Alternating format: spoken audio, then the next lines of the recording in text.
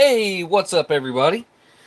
All right, so tonight we're checking out old versus new, and I have one of the best, if not the best, looking case of 1994 MREs that I've ever seen. The box is in just fantastic condition. We can take a look at that because we've got to open this up to get our ham slice out. Now, I do have the very last year of the ham slice, which was 1999. And just so happens that the ham slice is one of YouTube, the Ration review community, one of the reviewers. It's one of his favorite menus, if not his favorite menu, and that is RC Gusto.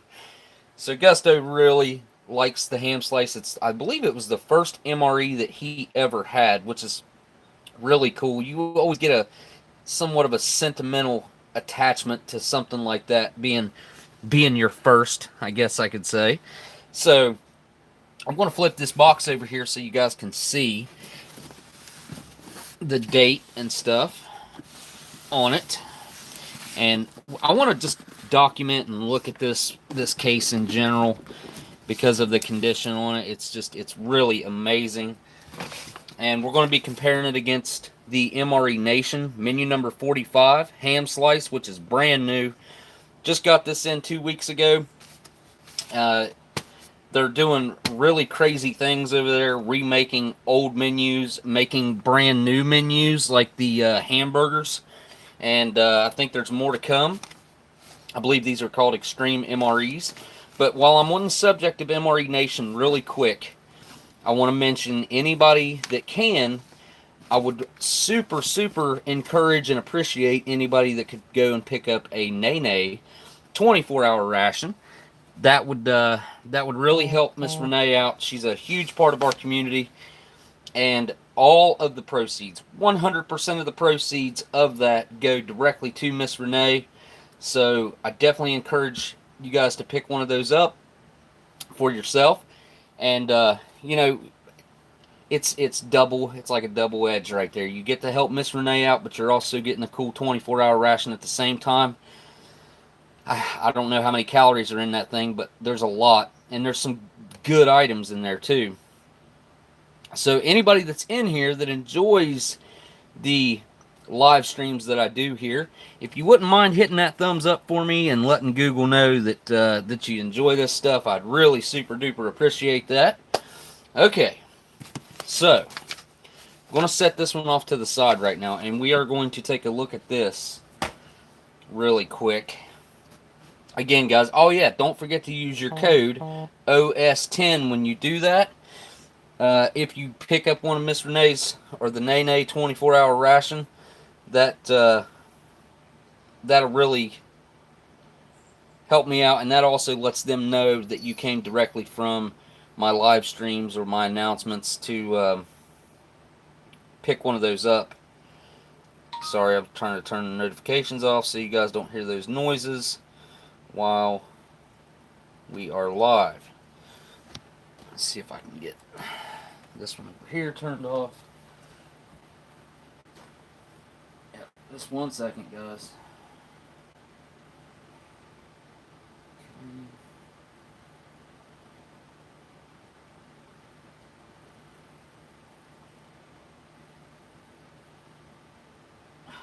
Okay. Done deal. Now, this case, like I was saying, it looks really good. Now, that's a pretty good indication that this thing was stored pretty well, because I know from experience, and I store my rations really well, but these cases, they'll get scuffed, they'll get dirty, you brush it up against something, it makes a mark on it, and this thing is like perfect. So let's take a good look at it. I'll tilt it up here and try to get you guys the best look at it as I can. Really, I probably should just pick the camera up, which is what I'm going to do. What's up, CT? King Cree, hello. Take a better look at this thing. Look at that. The print on it is really nice and crisp. which isn't always the case, to be quite honest. So 1994, the 158th day, is when this particular box was boxed up and packaged, and it says its inspection date was June of 1997. So 25-year-old food we're getting ready to check out here. Here's the end. And we got there 20.6 pounds, 0.88 cubic feet.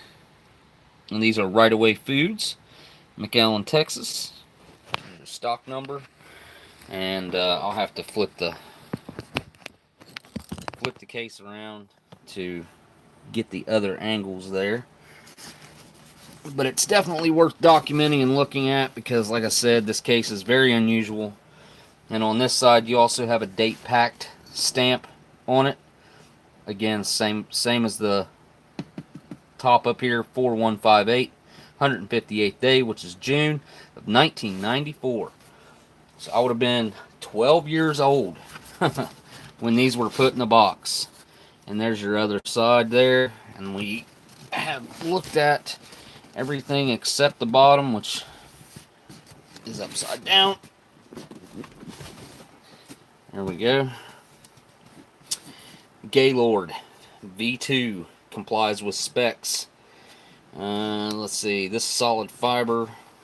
This is a Gaylord container box certificate. This solid fiber box meets all construction requirements of applicable freight classifications. Burst test 350 pounds per square inch.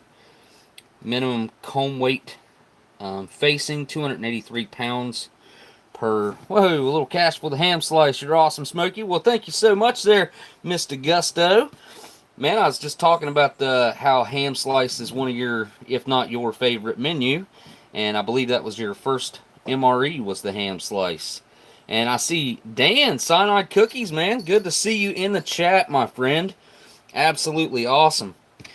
Well, look at that. It says 594. So maybe these were May of 94. I don't know. I didn't figure up the exact day. But when it said inspection date of June, I just assumed it was June. So maybe not. But guaranteed burst test, 550 pounds.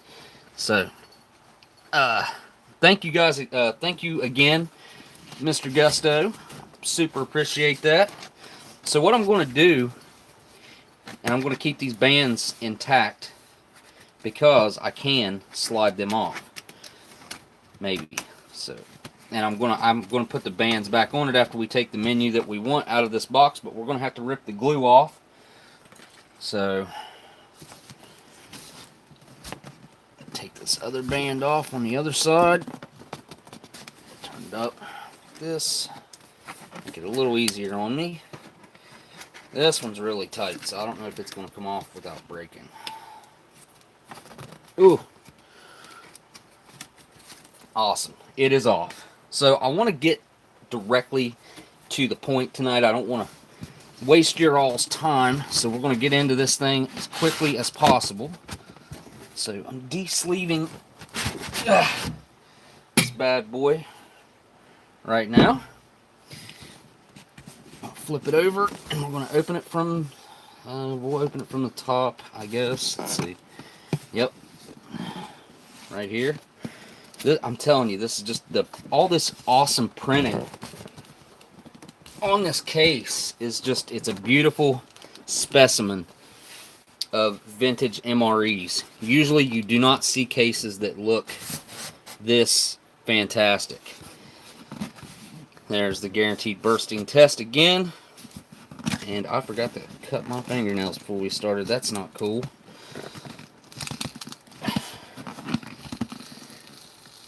Good Lord. Go over here so you guys can see when I get into this thing. I'll knock the camera over. That glue is nothing to scoff at. Oh, there we go. Our first look. See how that flap was folded over into the actual folding of the box. The lips. Good Lord.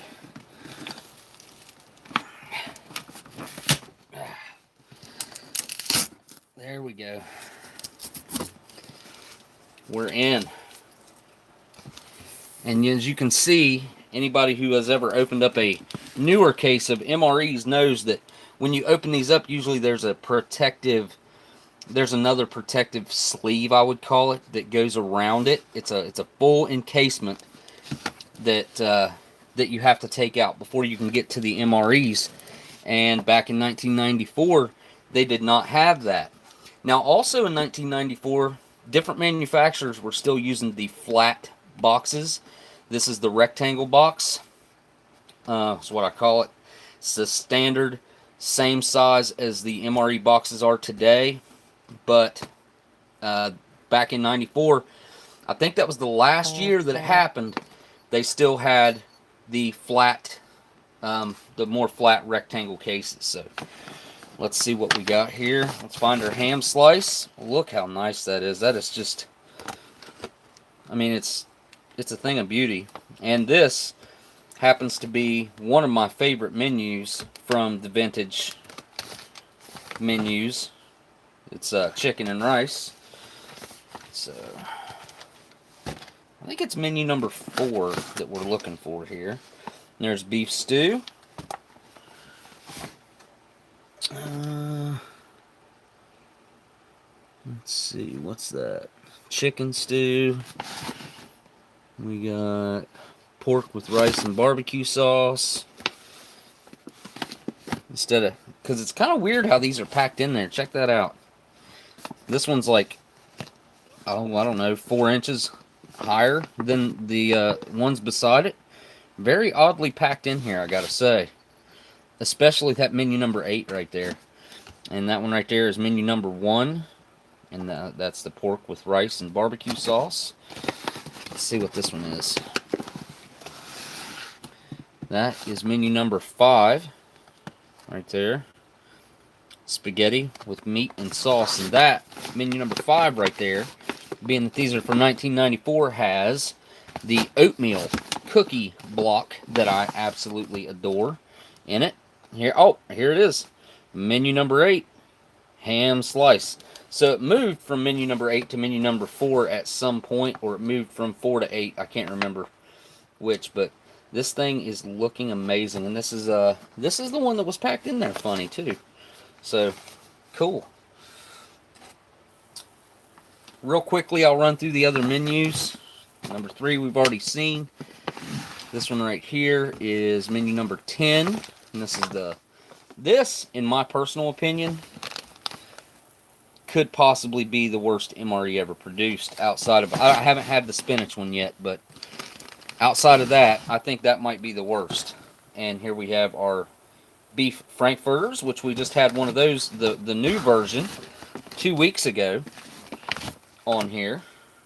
Oh yeah, the pork chow mein. This is a really good menu, I must say. What do we have here? The scalloped potatoes with ham. That was the first MRE that I ever shared with Steve back in like 2016. Just about 3 years ago exactly, almost to the day today. And there is my favorite menu ever, corned beef hash. I think I have this one and one other one in a sealed case, and that's the only 2 that I have left. I've eaten them all, and here is the ever so famous omelet with ham, which is not to be confused with the vomlet, which was the veggie omelet with no ham. There we go. So I think that I should be able to close this back up, seeing as how it's going to be missing one complete meal.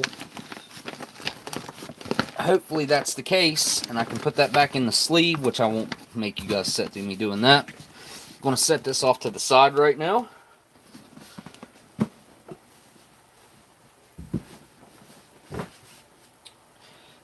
Okay. Now we can take a look at both of them. That's a brand new backdrop right here. That case really put some scuffs on it. There they are, together. They feel like they weigh a similar amount.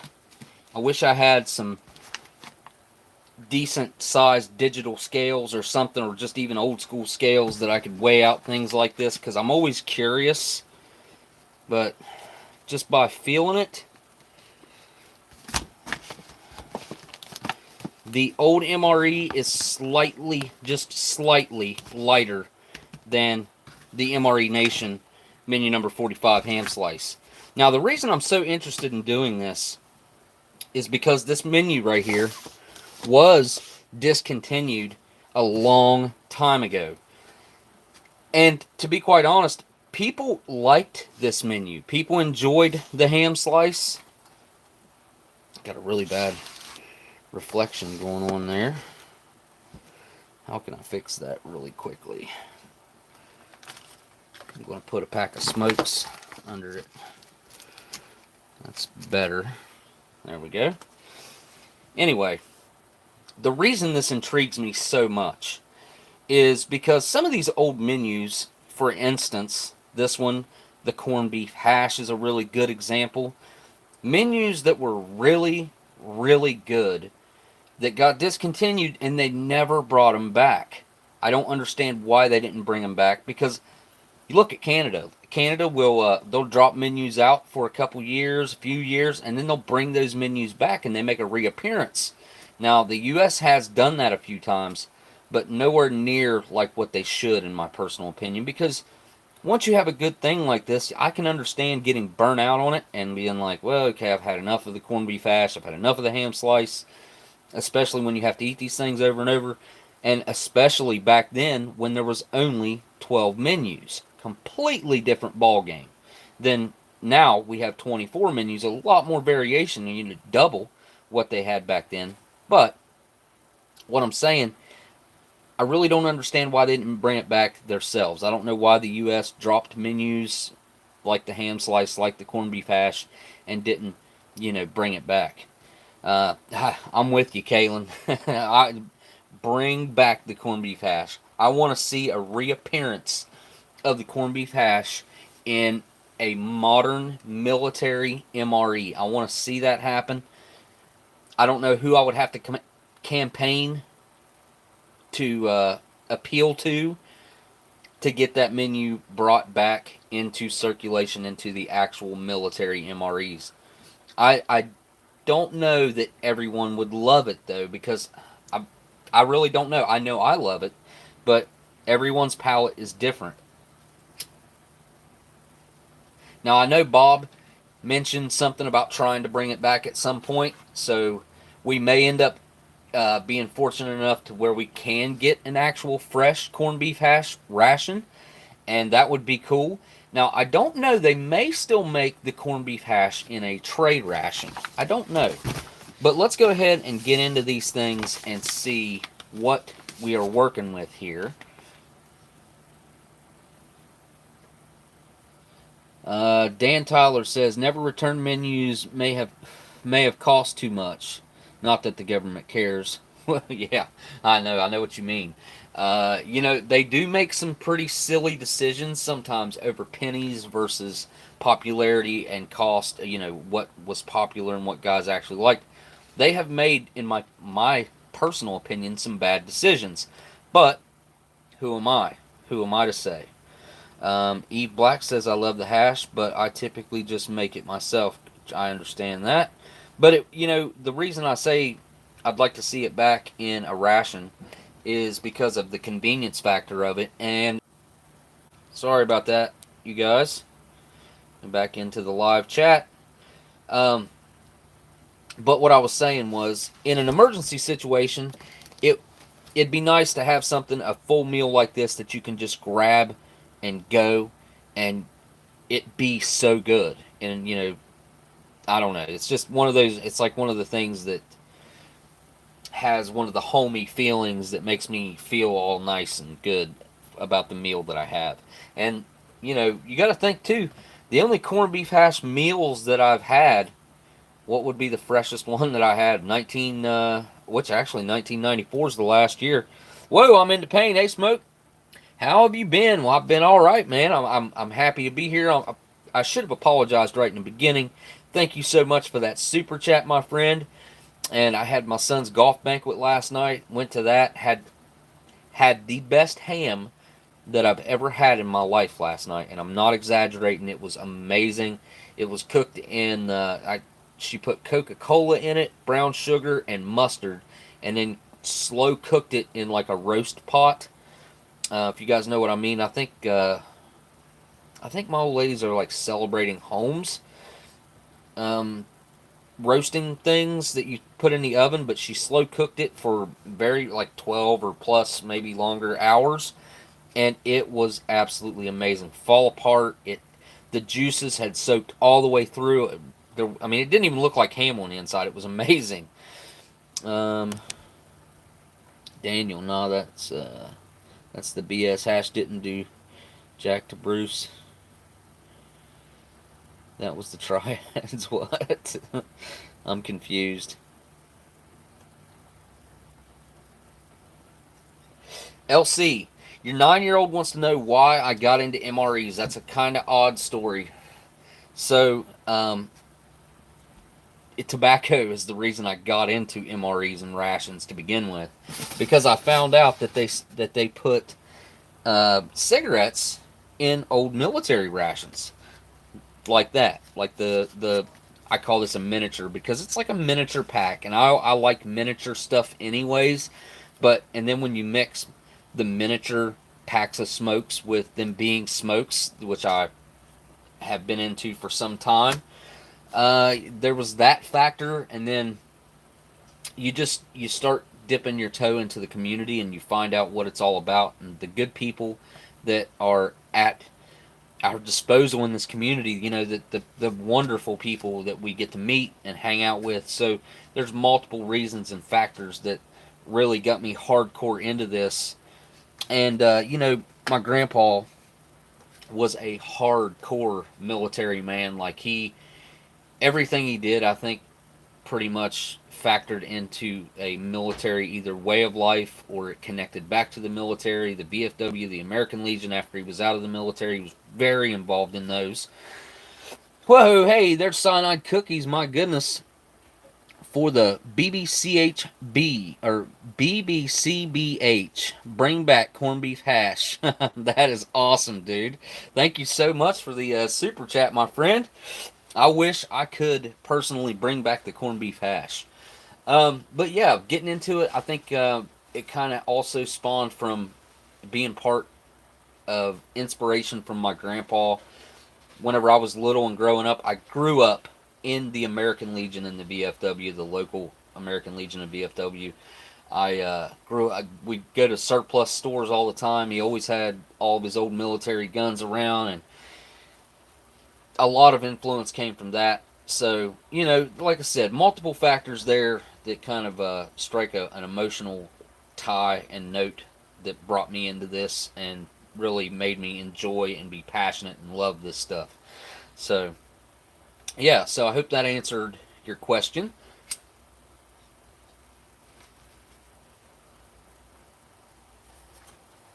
Alright, so we're going to open up the MRE Nation.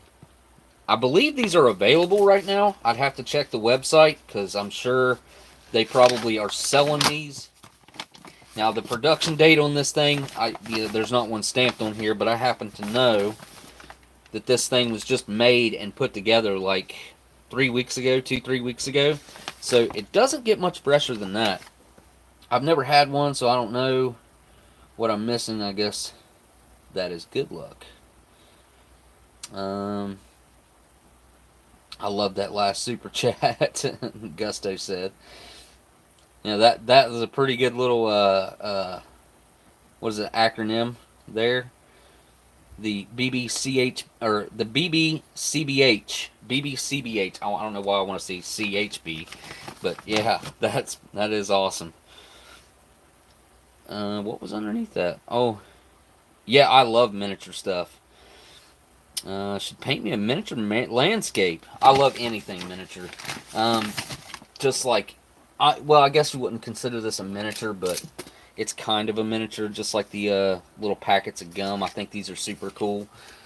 What else is miniature? The miniature Tabasco bottles, obviously. You know, there are some miniatures in military rations. You don't really realize it until you start thinking about it and picking them out.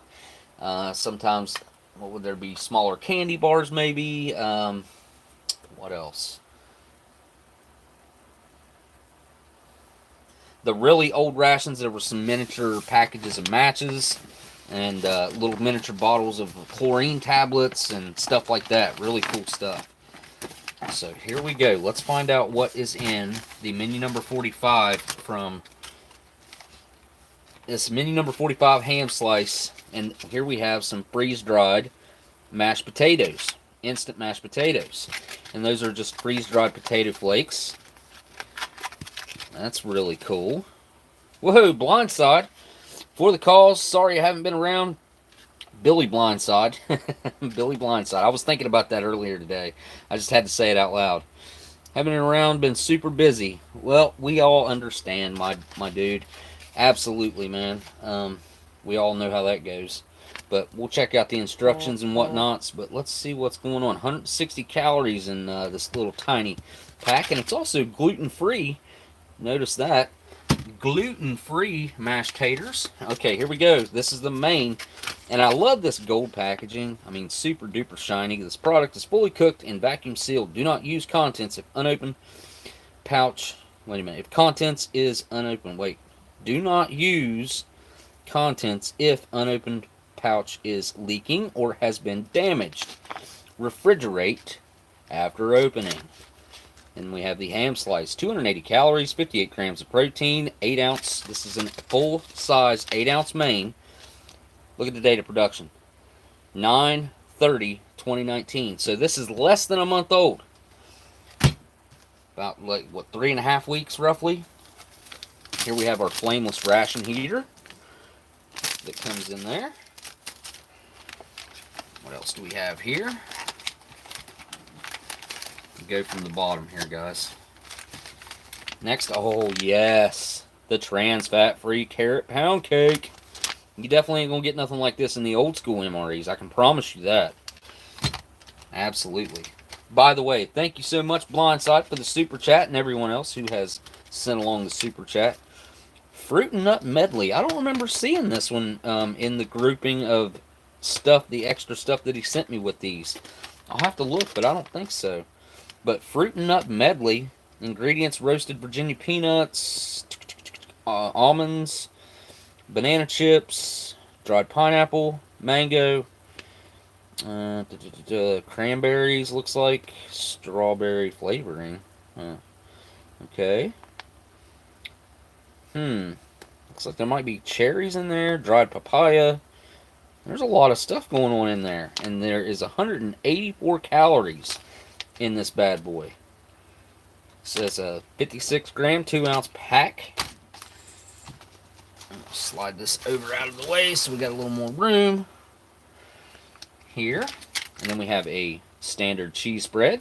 It's a military cheese spread. And we have the, what is awesome to have with instant potatoes, instant mashed potatoes like that, the butter buds. This is powdered butter, natural butter flavored granules. This stuff is absolutely priceless when it comes to flavoring potatoes like that. Absolutely awesome. Fort Knox is actually filled with pizzas.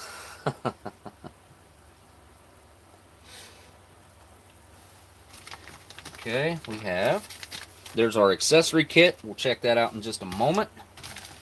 Let's see what is inside our, I guess this is called a standard pack. Kind of standardized.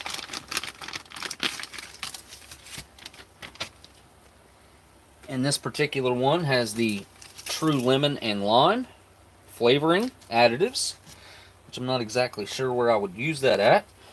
Here we have the sweetened condensed milk creamer spread. Some of this is going to go on that carrot cake, I can tell you all right now. We have apple jelly. Yum, yum. Pink lemonade power stick beverage. And this is got electrolytes and vitamin C in it. And we have our MRE Nation peanut butter. The MRE Nation peanut butter is not your standard MRE peanut butter. This is got a little bit of sugar added. It's I would call it more similar to the IMP. Sorry about that, guys. It cut out on me yet again. Live chat. There we go. So, oh yeah, I've got that stuff from Narataki-kun that he sent in over the last, I don't know, the last month or so. I need to talk about that as well.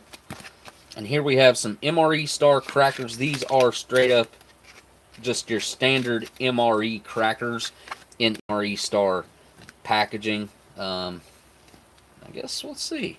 Made in the USA. I think they're packaged by MRE Star. Looks to be. Yep. Then you have all your different languages on the other side here. That's kind of cool, because these things do get spread out over some different nations. So there we go. Well, let's check out the accessory packet really quick. And then I'll do a really quick recap of everything that comes in this thing, because this is a pretty substantial meal yet again. I've noticed that with all the MRE Nation meals, there is a lot of food in them. And these bags right here are really awesome too. You can use this as a bowl. I'm sure you can mix a drink in here if need be. You can carry water in this. It is watertight. I mean, you know, not the top. There's no zip seal, but it will carry water as much as you can carry in it. So these bags are really cool. I like those. I actually keep them around if I don't use them during the actual video. I keep them around and try to find a use for them. So here we have our standard MRE spoon. That is a U.S. military spoon. We have a wet wipe. Some Smarties, or I call them Sweet Tarts. These are the originals. We have a tiny packet of Zisalt and Ziphepa. And we have our creamer, our sugar, and our not deep nor rich coffee. And last but definitely not least, we have our butt ration. Made by Lighthouse, same company that makes the U.S. military ones, except they got their advertising all over the outside of this, in case you want to call them and order some. Or visit their website. Alright. So, in the MRE Nation one, we get a flameless ration heater, which those things perform very, very well. We have our fruit and nut medley, pack of crackers, a carrot pound cake. We have the pink lemonade power stick beverage, our ham slice, peanut butter, cheese spread, butter buds, the true lemon and lime, apple jelly, the sweetened condensed milk. Then we have our coffee, cream, sugar, salt, pepper, candy, wet wipe, toilet paper, and our spoon. And also our bag that we can mix things in. So that is your MRE Nation ham slice. And then, hang on just one second.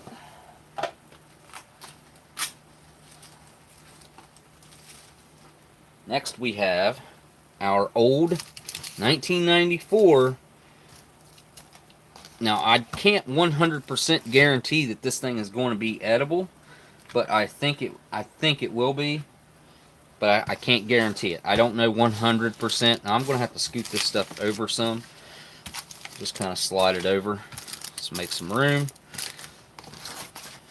And let's check out. Again, this is a 1994 production from Right Away Foods. But I love the look of a case fresh MRE. Look at that. I mean, I don't know why that appeals to me so much. Look, just from rubbing on it. It was unmarked until I rubbed my fingers all over the front of it like that. Can't even rub that off now. Check this knife out. This thing's pretty cool because, I'll show you why. You can change the blades out on it. It's a Timberwolf brand. I've got 2 or 3 other blades that go along with it. There we go. And this thing is absolutely razor sharp. Very, very sharp knife. Okay.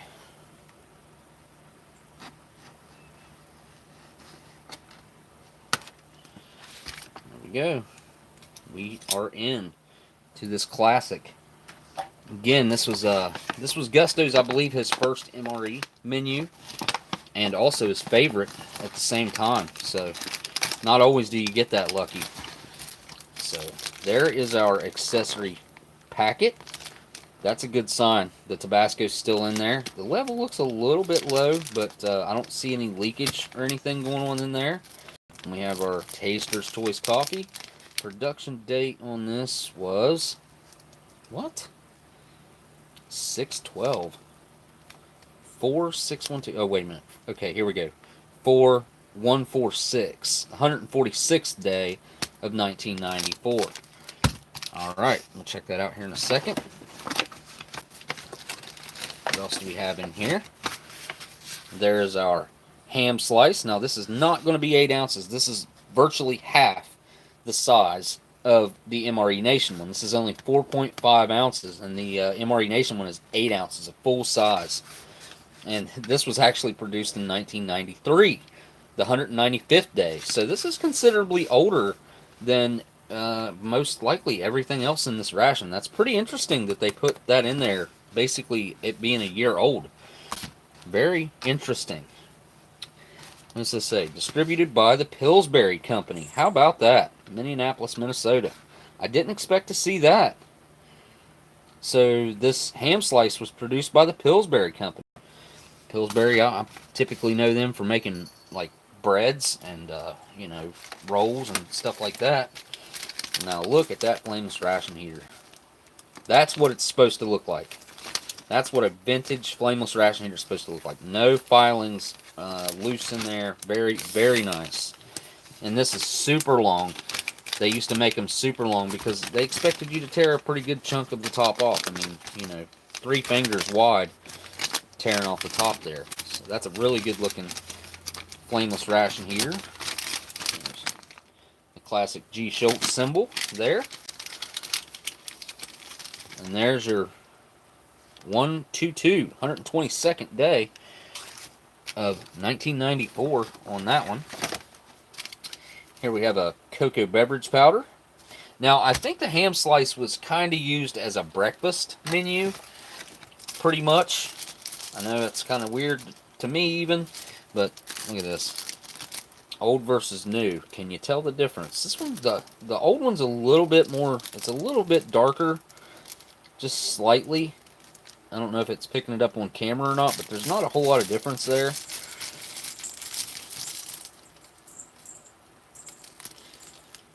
Pretty much the same on the back. The stamping's a little bit different on the old one. Those are supposed to be biodegradable. Oh, here we go. It's our classic crackers, 151st day. These were packaged by Right Away Foods, McAllen, Texas. I always wondered what there will be a letter printed on there. D, there's B's, and I don't know about C's, but I've saw A's, B's, and D's for sure from memory. Probably C as well. Wonder what that is. Wonder what that letter's for. What it indicates. Oh, never mind. Brownie chocolate covered. If this thing is fully edible, I will be very surprised. But it's in fantastic shape on the outside and the way it feels. So we'll see if that thing has held up and stood the test of time. I do know that case was supposedly stored very, very well. Oh, looky here. We have a 25-year-old package of cheese from Stone Mountain, Georgia. From Thermopack. It's got a nice little indentation on the back from where it was stored with something else. Now, it's kind of cold, but I'll tell you what. What's up, Exploring with Jen? Where's MRE info, James Ortiz says. I texted K-Man and let him know that we were going live. I don't think I heard back from him, so I don't know. But I'll tell you what, Stone Mountain is an awesome name, I think is what you meant. Dargon Group. Dargon. It makes me want to say, daggone it. Daggone it. That's what I was trying to think. It also does, when you glance at your name, it make you think of dragon. But that is a camel as your profile picture. Now, after I kneaded that up, I'll tell you what, the cheese spread feels pretty good.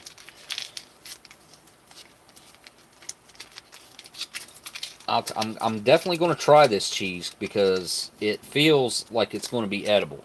And if this ration was stored as well as I was told that it was, then it's going to be in very good shape.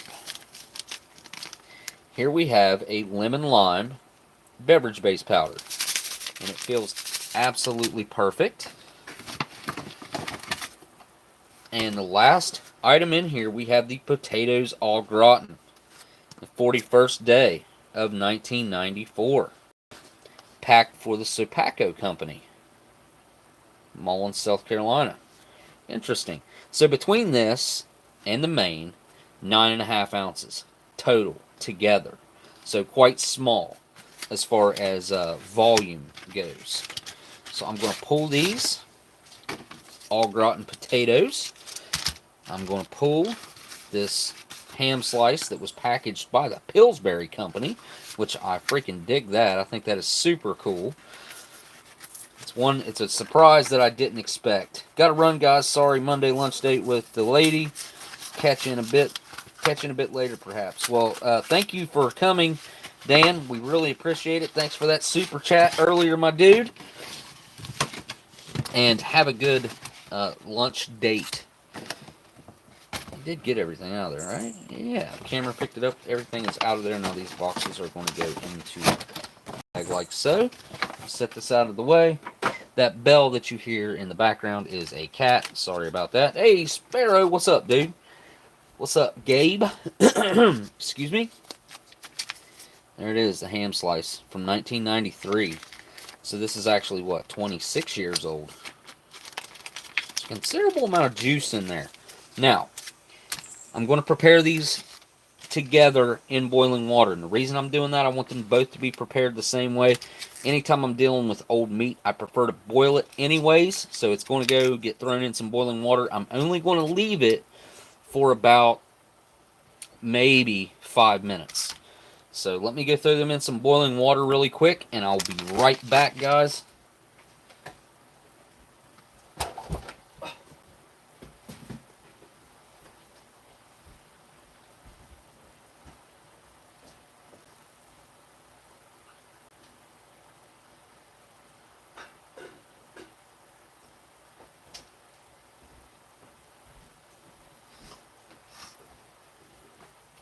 Okay, now we got a lot of food out here that we got to get made up. So let me toss all this stuff over here. So it's kind of, the new is together over here and the old is over there. Now there's a substantial difference in volume here. That I noticed right off the bat. And I'm going to guess that calorie count over here for MRE Nation are probably at a minimum of 500 calories more over here than we have over here, if not more. And of course, we don't have nutritional values on any of this stuff, so we don't know calories, etc. We don't know. Diversified Services Corporation, Cleveland, Ohio. That's the first time I've noticed that one. Not that I'm sure I haven't had it 100 times. Is this the same? Nope. This is the Giannis Brothers Packaging Company, Kansas City, Missouri. Interesting. Those packagings are slightly different. This is a little bit lighter in color. This is a little bit darker in color. Let's take a look at this accessory packet really quick, and then we'll start throwing some stuff on a tray or trays. I'm not sure yet. Let's take a look at this old accessory packet though.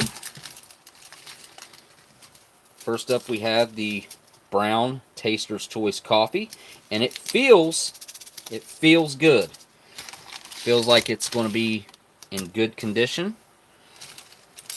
We have our green Chiclets gum that is a little bit discolored, I would have to say. It's faded somewhat, but it is what it is. Here is our creamer, also packaged by the Giannis brothers. So kind of a dairy theme, this and the hot chocolate being packaged by them. Cream substitute dry non-dairy. Here we have our matches, and they were obviously going to be produced by D.D. Bean & Sons. Strike on back. Red tip black matches. That's a good looking pack of matches, I gotta say. Package of iodized salt, 4 grams. And then we have these weird moist towelettes. A refreshing towelette with the orange slice on it, or lemon slice, I'm not sure which. Clinipad. Refreshing towelette. Contains water, alcohol, propylene glycol. What's this? Doesn't say the scent. Oh well. Here's our Domino sugar, 6 grams. A nice substantial package of sugar. Which I think it's silly to skimp on the sugar. That's an easy way to throw extra calories in your ration. And here we go. The U.S. issued butt ration. Again, made by the Lighthouse. Something for the blind. But the U.S. issued butt ration. Toilet paper. Napkins. Whatever you want to call it. And there's our miniature bottle of Tabasco, looking really, really nice.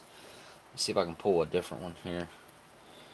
I don't know what this one's from. This is 96 maybe? Or 06, I'm not sure. But they look very similar, and this one's guaranteed to be older. So, alright.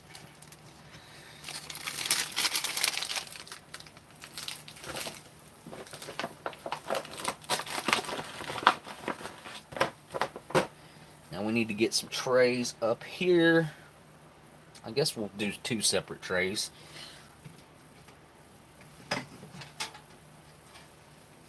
Makes for double the cleanup. Drinks. Try to just put all the side items here. Now, what's funny is this vintage MRE came with 3 drinks. It came with coffee. It came with the hot cocoa, or cocoa beverage powder, and it also came with the lemon lime. So coffee, cocoa beverage powder, lemon lime. So plenty to drink in this one. There's a brownie. I don't like running the tray sideways like this, but I don't really have much choice. Go on.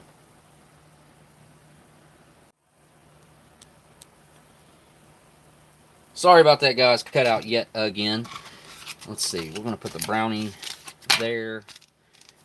Cocoa beverage powder. No, we'll put the brownie down there. Cheese spread. Crackers. Cocoa beverage powder. Alright, now we got to get another tray up in here. And we got a lot going on over here on the MRE Nation side. Ham slice. I don't know if anybody happened to see what time I went to put that into boiling water, but I definitely don't want to leave it in there for very long because it will heat up quickly, being that it's just very thin. So I don't want to. Now they both have cheese spread. We get to do a direct comparison there. That's kind of cool. Peanut butter and jelly. I'll put those over there. That'll go good on the cake as well. Got us a pink lemonade, some crackers. Go underneath there with the fruit and nut medley.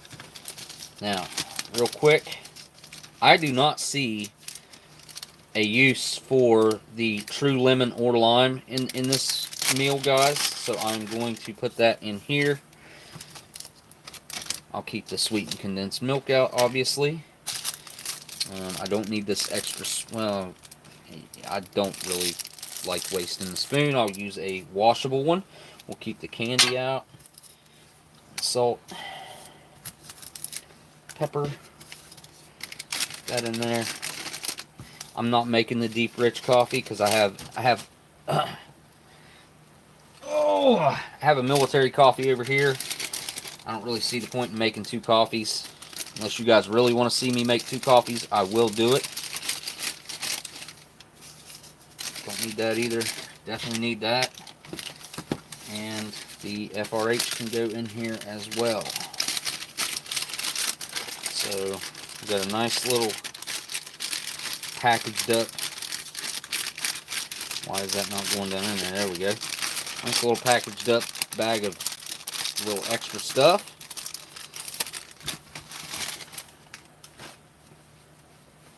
About 1 more minute, I would say. I'll do what? I probably will. Oh, I meant to find out something or get something like something old to drink or eat tonight, like an old beer or maybe a hot peppered something. Now, I don't know if I'm going to need this to make the mashed potatoes, but judging by the way this looks, let's see here. Empty the white accessory kit bag, add contents of the pouch to the bag, add a half a cup or 4 ounces of boiling water, fold the bag down to secure the heat, wait 8 minutes, season to taste, and eat. That is exactly what we're going to do then. Okay. Let's see if we get any type of hiss out of this. I doubt it, but it's worth a shot. That is some tough packaging. There we go. So, that is the 4th time my live stream's kicked out. My son is, the new Call of Duty just came out, and he is reluctantly turning it off now, even though I went back there before I even started this and told them to turn it off. My older son was kind enough to do so, and my younger son, of course, didn't listen, and now that's the 4th or 5th time that the live stream stopped on me, so hopefully that'll take care of our dropout issues. This is going to be more difficult than I thought. Hang on a second. Thought I could kind of show you guys this dumping in here, but I'm going to have to just kind of do it and not show you.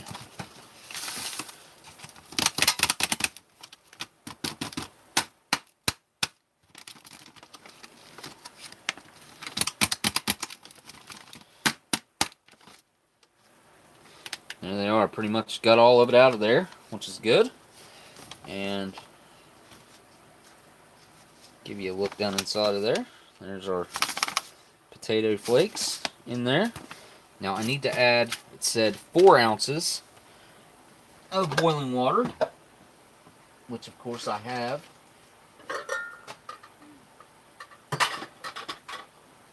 Oh, I have plenty of boiling water on hand. Get our measuring cup out here. It's deployed. Tried them when your ex-husband was deployed. Wanted to see what he was eating. I tried the barbecued meatball. The barbecued meatballs are good. I like the meatballs, personally. So, let me get 4 ounces of water measured up here real quick.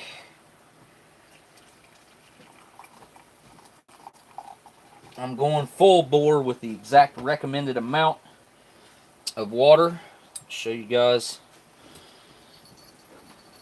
that I try to show you, but with the weight, if I'd level that out in my hand, it says 4 ounces. I think I might have went over. Did I go over? Jeez, I ain't got a level place to put it. Yep, I did. I went over. So just a little bit. I need not to put all this water in here, so there we go.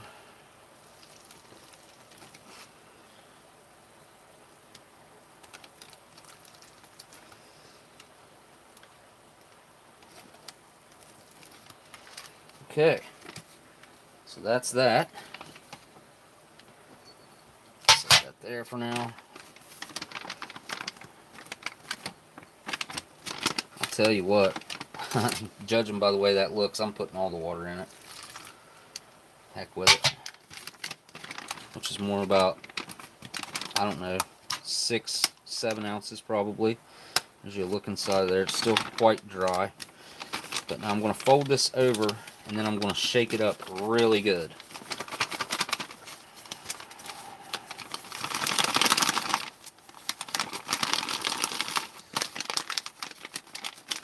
Kind of mix it up some. I mean, they feel like they're already basically done before I ever do anything here.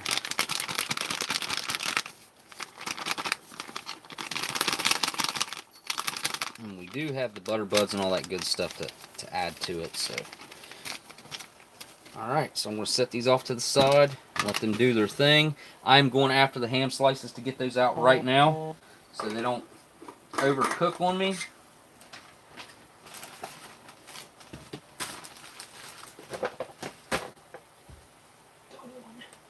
Go on. Seriously, go on.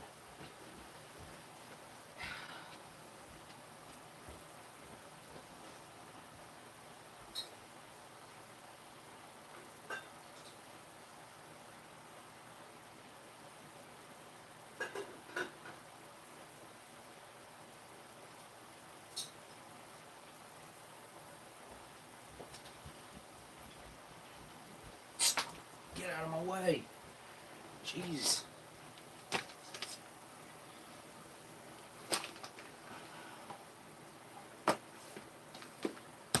Okay. Got everything out. Now I just got to get all these drinks whipped up real quick. Where do I start? There's a lot going on here with 2 meals like this. I do mean a lot. So can I slide this over anymore? Let me find out here. A little bit. A little bit. There we go. I'll move them back over here in a second. Okay. I'm going to start with the old. Let's take a look at the chocolate covered brownie. Ooh. That's not, well, actually I was going to say that's not good, but it actually looks perfect. How about that?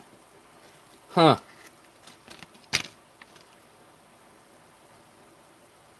That's interesting. Yes. Good old brownie chocolate covered. I have never been a fan of these, but I don't know if I've ever had a good one. Whoa, Bad Monkey, just stopping in. Well, we're glad to have you stopping in, for sure. And thank you so much for the super chat. My goodness. You know you guys don't have to do that, for real. Like, I super duper appreciate it. And thank you so much, Bad Monkey, for that super duper chat. Well, now, do I want to make what do I want to do here? Do I want to use my Bob Ross smug? My smug mug for the cocoa beverage powder, even though this uses less water, I believe, right? Yeah, only 6 fluid ounces. 6 fluid ounces. But I always add a little more because it can definitely handle more water than that. That's for a very thick drink. If you want to have a really thick hot cocoa, then you go for the 6 ounces or less if you prefer. But there is a crap ton of powder there, and I'm not even joking. This cup is more than 25% full of just powder at the moment.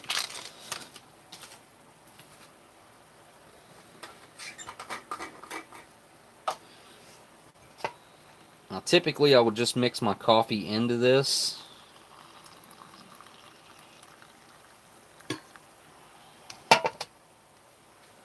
I don't know if I'm going to do that or not.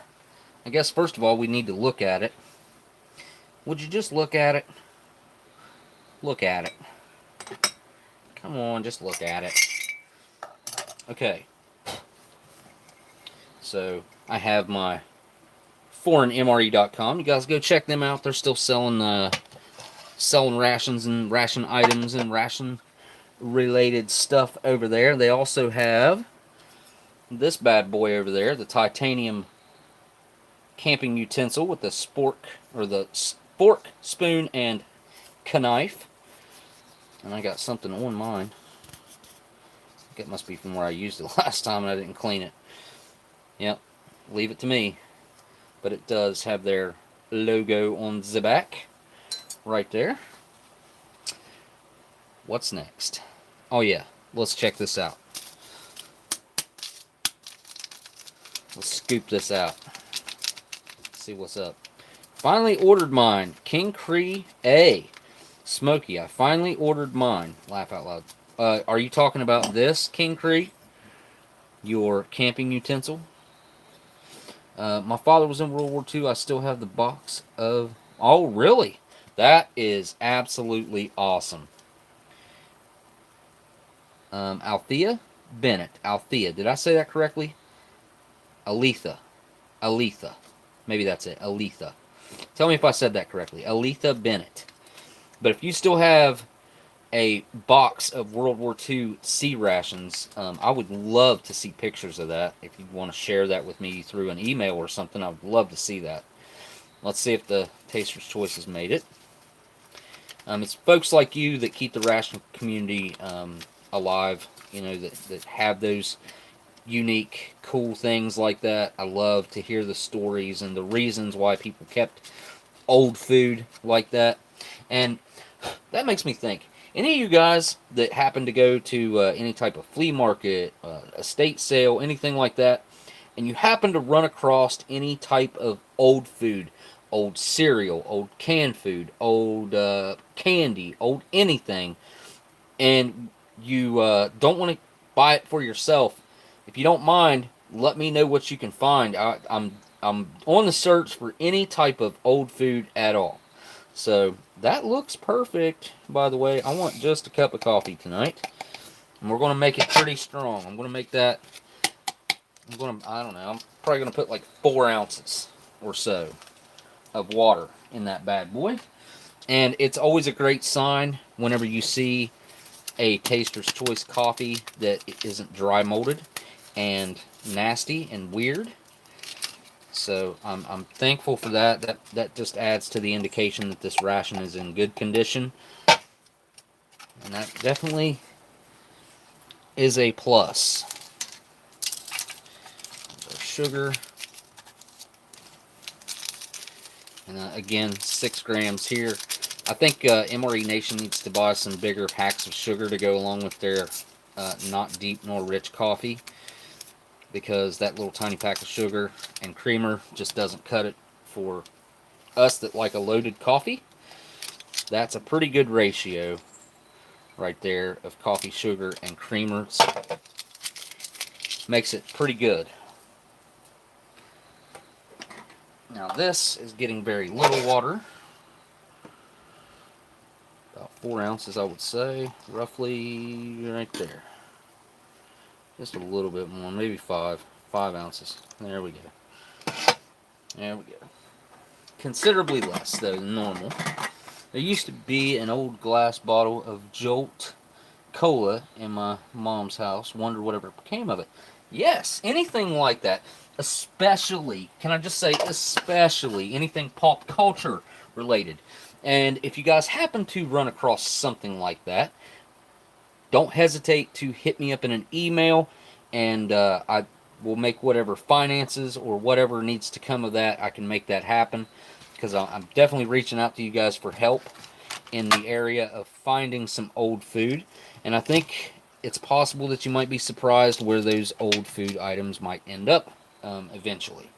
So one more drink to prepare over here. And we're going to go old school Gremlins cup this time. Got the gremlins. Gotta love that. And this is our lemon lime drink. Curious to see if there's any chunking going on in there. A little bit. A little bit up there in the corner. Nothing I can't smash with my finger though, probably. I don't know. I want to try that. I just want to taste the raw powder. You know what? Like, I could seriously eat that whole thing. Oh, that's too much. I could eat that whole thing like that right there.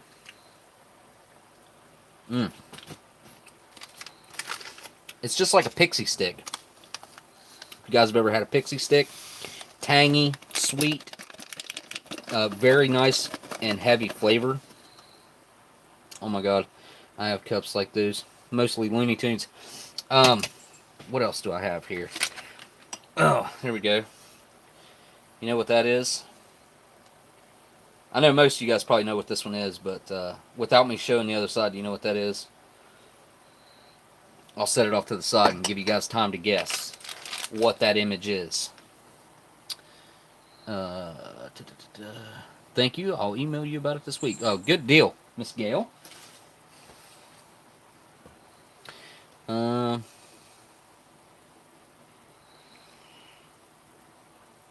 What? Friggin' no burgers. What? Hey, sorry about that, guys. My internet completely cut out right there, and I had to do something really weird. Jesse Michael just wanted to say I really thank you all for the support I get from this community. It means a lot to me. Who dat? Go Tigers. Go Smokey. And Dim. That reminds me. Jesse just posted a video. Thank you for the super chat, by the way, my dude. Go check out Jesse Michael's new video. Go over there, drop a comment. Tell him, hey, Oldsmokey referred me to come and check out your video. Now, while you guys were away, I did open up the Power Stick drink. And I asked you guys what this cup is.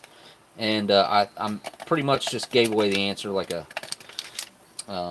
yeah, like I was silly. But what answers did I get on the cup here? Let's see. Anybody answer about the cup? I'm going back now. Way back, way back. Way back, way back. Oh, soy burger. Soy burger. I see, I see. Wowzino, I hope so. Gremlins was my childhood favorite movie. A lot of people enjoy. I liked the Gremlins when I was a kid, but I'll just ask again since I gotta get. I went so far back, but yeah. Here I'm just gonna. Yeah, yeah, yeah, yeah. It's a Pink Floyd The Wall cup. It's a cool one. These are originals. Some of them have the dates on them. Some of them don't. This one does not. Warner Brothers Entertainment. This one. 2008. 2008. 10 Blue Limited. Joint Distribution Signatures Network. Distributed by One Cup Incorporated. Made in the USA. There's Pink Floyd The Wall. And then I also have one more here. And this one is not dated. But it is a Superman cup. I mean, there's a little bit of print on it right there. DC Comics. They're all the same style of cup, but, you know, the different distributors, I assume, and printers for the graphics on them. But pretty cool, pretty cool, pretty cool. Alright, so, some water. My MRE Info Huggy that came from the new meetup. The MRE meetup, Simpsonville, Kentucky, August of 2019. Because everything tastes good when you're hungry. And then it's got the MRE Info logo on the front. Super duper cool. How much water's in here? Probably about 4 to 5 ounces. And what do these things call for? Duh, I should have looked first. 12 ounces in this one. And the Power Stick calls for... What does it call for? 12 ounces. Both of them call for 12 ounces. Okay.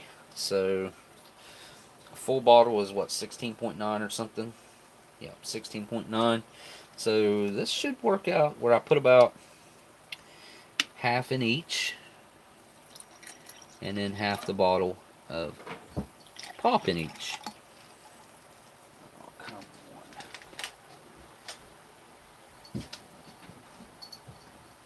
on. Sorry about that, guys. Got a little distracted yet again. Had a cat distract me. I'll split these between the two here. Which these cups, they hold about, you know, brimful, about 12 ounces roughly. I mean, brimful would probably be more like 14, but we're not going brimful, so.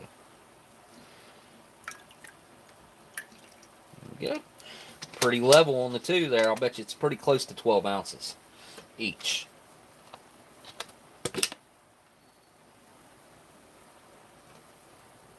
Now what?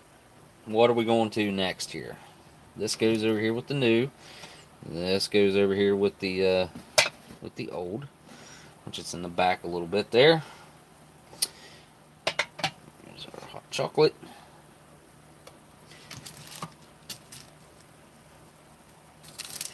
Break out our spoon. Give these a mix really quick. Oh, whoa. Yeah, there's still a lot of powder that didn't get dissolved in the hot cocoa yet. Or the cocoa beverage powder. Tracy does other videos other than just rations. I hope to expand my horizons as well sometime soon, when I can get out and get around a little bit better than I currently can. Still having some issues with that. Of course, coffee a quick stir. I don't mind putting the chocolate over in that, you know, off the spoon, which isn't much.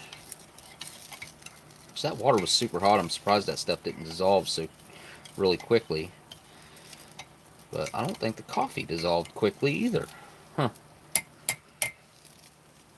A little coffee on the spoon there. Let's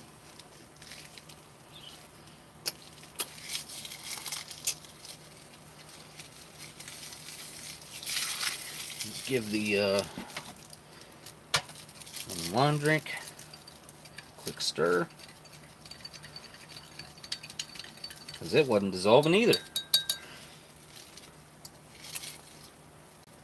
I guess where it's getting colder outside, everything's a little chillier, including the water, and it's not going to dissolve as quickly. I'm a very paranoid person. We get blizzards pretty bad. I have backups for backups. I have so much food that I could probably feed my entire street for, I don't know, a couple weeks at least, I would think. And there's probably, how many houses? I don't know. Let's see. 1, 2, 3, 4, 5. Probably 12 to 15 houses on my street. Hey, Fireman Food's here. Alright, alright, alright.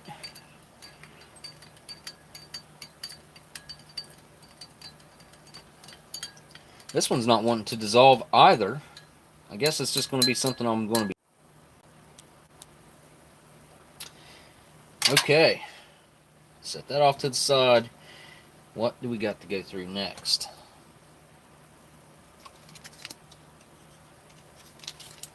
Get our old crackers opened up. See if we can get us a good hiss off of these.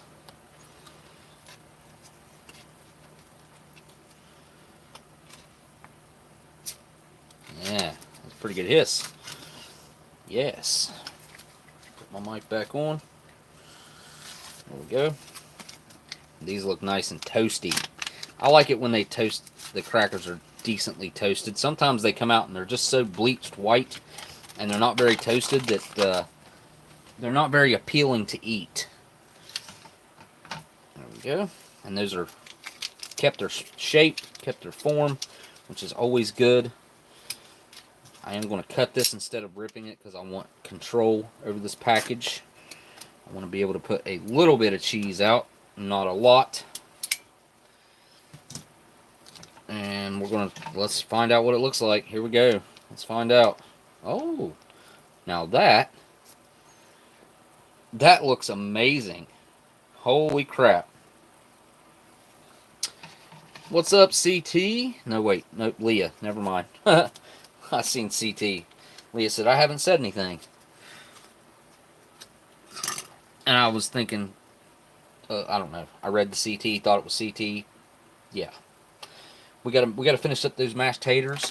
Let's get the we got everything on the vintage side out. We're gonna get this carrot cake out that I just dropped that in cheese spread. Ooh, it's flat, flattened pretty bad. Looks more like a it's interesting. It is not the typical shape of a pound cake. That is the shape of a maple muffin top.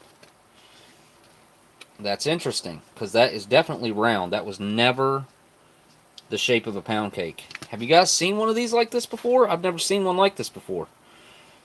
Huh.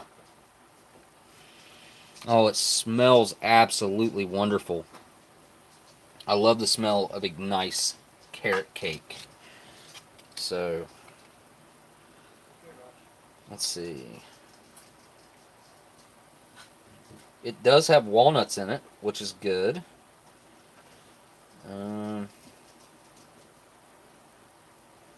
Infused dried carrots. And then, of course, you're going to have your brown sugar. And crushed pineapple was in it. Interesting. Huh. And then, you know, a little bit of cinnamon, the brown sugar, and stuff like that. Alright, so here we go. Let's check out the MRE Nation crackers. And here's a good example of what I was talking about.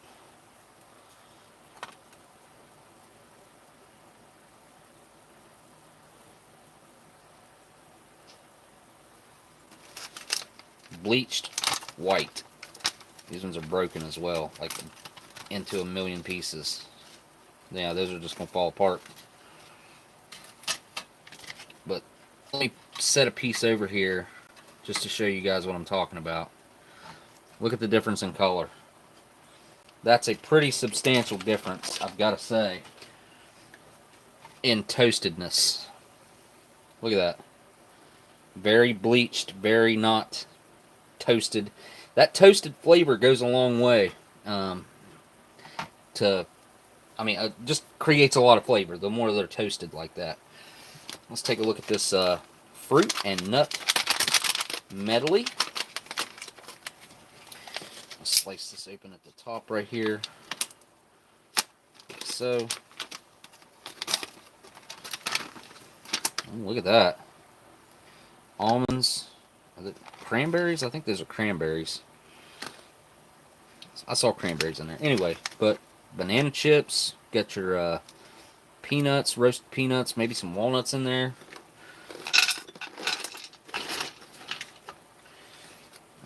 Dried mango. There we go.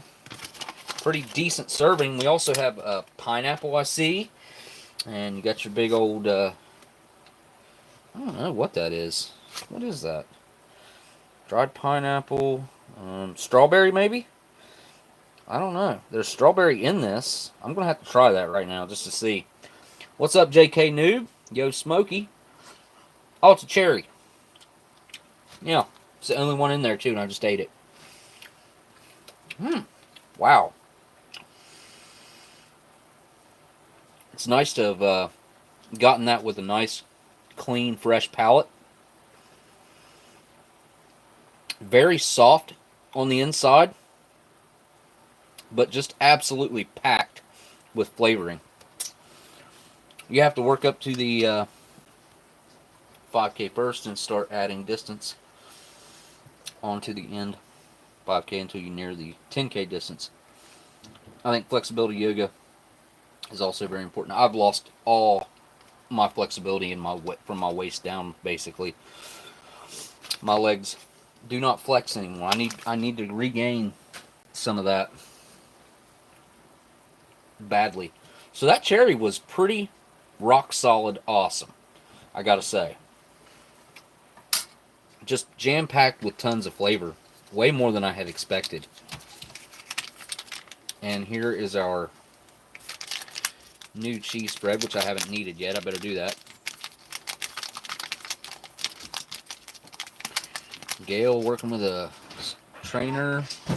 Stairs. I cannot do stairs, unfortunately. Ham slice. Ham slice. Oh, yeah, we're getting ready to do the ham slice. Yep. Getting ready to break it out. And now my dog's not going to shut up because my son just left for some reason. I don't even know what time it is, but he shouldn't have been leaving. I wouldn't think. Now the new cheese is very, very intense with the yellow dye, as you're about to see. Very yellow. You know, cheese is not actually supposed to be yellow. That's not natural. They dye it yellow for whatever reason. I guess makes it more appealing to our eye. I'm sure there's some studies that went into what's appealing and what's not. Okay, I need to move this. This is my old hot chocolate. Old ham slice. It's going to have to go over there. I'm running out of room here because I need room for my potatoes au gratin. Take a look at these. I haven't had good vintage au gratin potatoes in a while. The last 5 or 6 that I've opened, maybe more, have been spoiled and no longer edible. So, ooh, those look really good. They look a lot better than the last ones that I've opened up recently. Opened up over the last 5-6 months, I would say. Yep, those are looking pretty daggone good, I gotta say, especially for being 25 years old. Typically, you wouldn't just shove something like that in your pie hole, but I do that on a regular basis, so. Now, I do know that I have built up some sort of intestinal flora over the time that I've been eating old foods, and I would not recommend anyone to try doing what I do, because, I mean, sometimes it's okay, and sometimes it's maybe not so okay. What about me, Eve Black? Wait, what? What about me? Sebastian, please stop it, buddy. Let's check out the old ham slice right now. Let's take a look at it. Lots of juice up in this bad boy. Very thick cut ham slice. Give it a smell. Very reminiscent of some cooked Spam. Give it a dump out here. Oh, lots and lots of juice. Obviously, my tray, table, everything is leaning that way, as you can see. Look at the marbleization of fat throughout that bad boy. Oh, that's a little bit extreme for my typical liking, I would have to say. Denise, my doggy Sebastian too. He looked when Smokey said his name. Come here, Sebastian. Here, I'll show you guys Sebastian real quick, because he just had a bath today, and he got it blow dry and stuff like that. I'm gonna move the camera up for a second, and I'll come over here and hold him. Come here, buddy. Come here, people want to see you. Come here, buddy. Come here. Upsy daisy. Here we go. Look. Say hello. Look. Come here. Right here, buddy. Don't get in my food. Here. Let me hold you this way. Here. Let me hold you. There. I got you. There he is. Look here, buddy. There he is. Hey, dude. He just ate, as you can see. He's got stuff all around his mouth. Yep.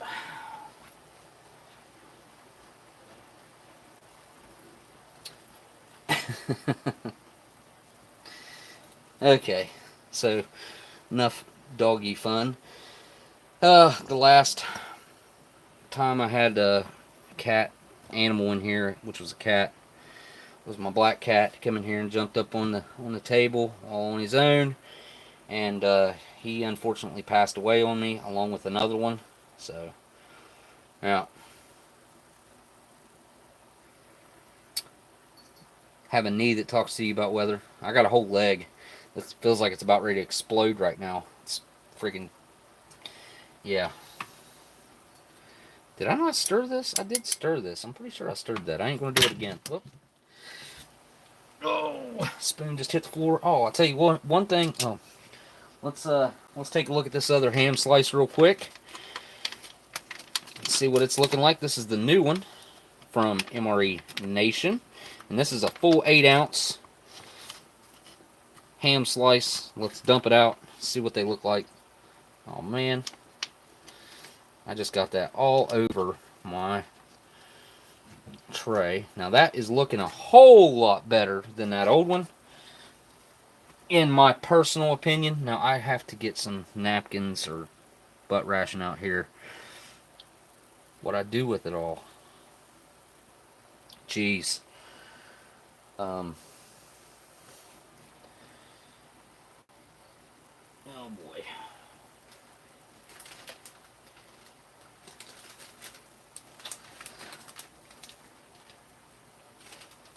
Because I got ham juice all over the place.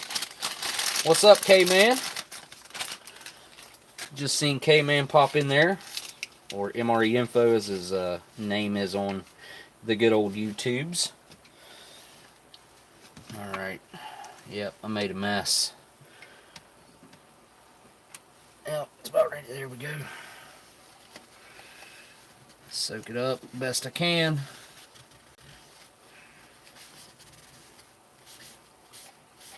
Yep, that was a brand new backdrop too. And that'll be the last time I use it. It's going in the trash after tonight, which is no big deal. Now I'll try to spread this over here so you guys can see them to the best of your ability. I'm trying to get it laid out as good as I can. Mashed potatoes. Got to do these really quick, and then it's time to taste the ham. I'm ready to taste them. I'm going to better take a look here real quick. This is not very easy to show off on camera in this bag like this. Ooh, that's still very dry. That's not good.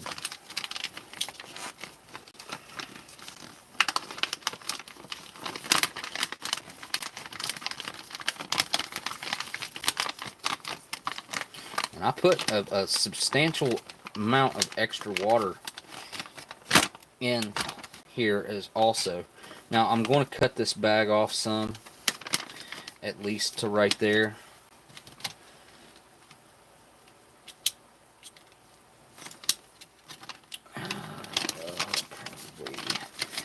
Probably cut it to about right there without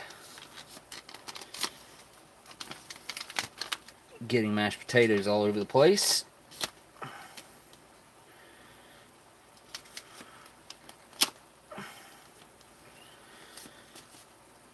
Easier said than done, obviously.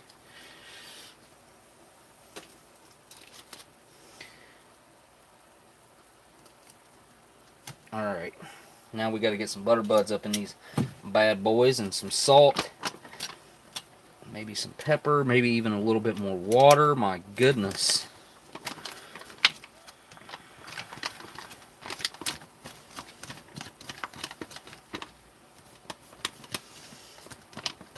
These are rather messy to prepare.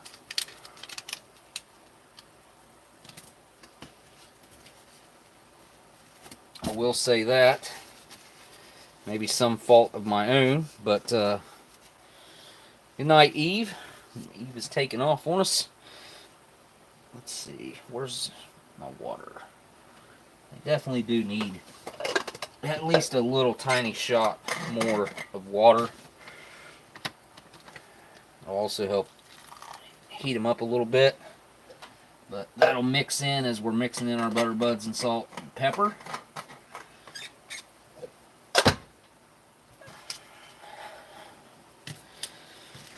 I'm just going to dump some of these butter buds up in here. Cut that open maybe, hopefully.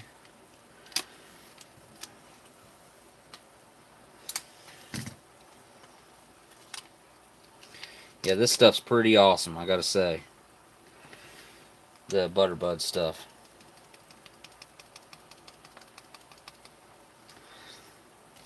Put about half of it in there to start with. We'll see if that's enough or not. And put some of this pepper in there.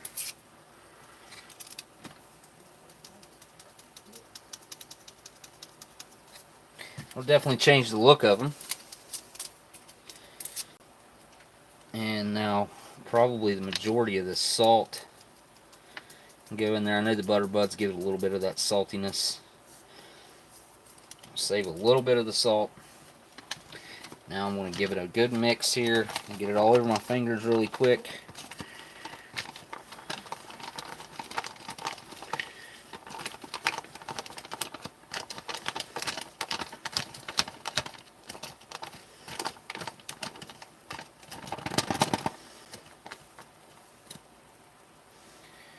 Take a scoop of them out, put them right there, so we can all look at them in their glory.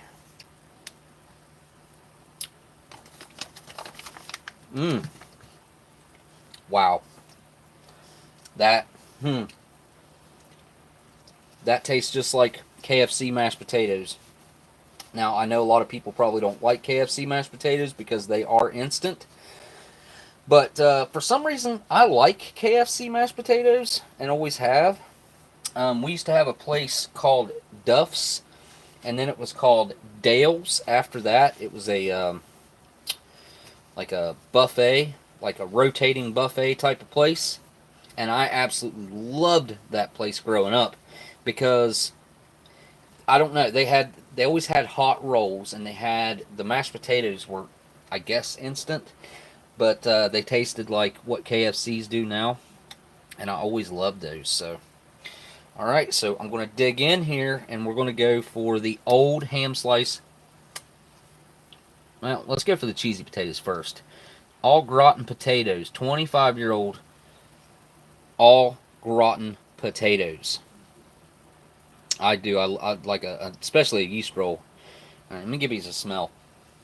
They got a little bit of a, possibly, maybe a little bit of an off smell to them, maybe. I don't know.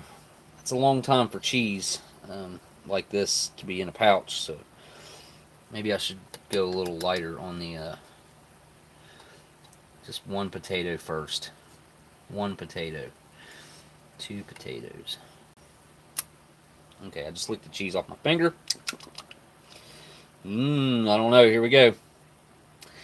Down the hatch with the all rotten potatoes.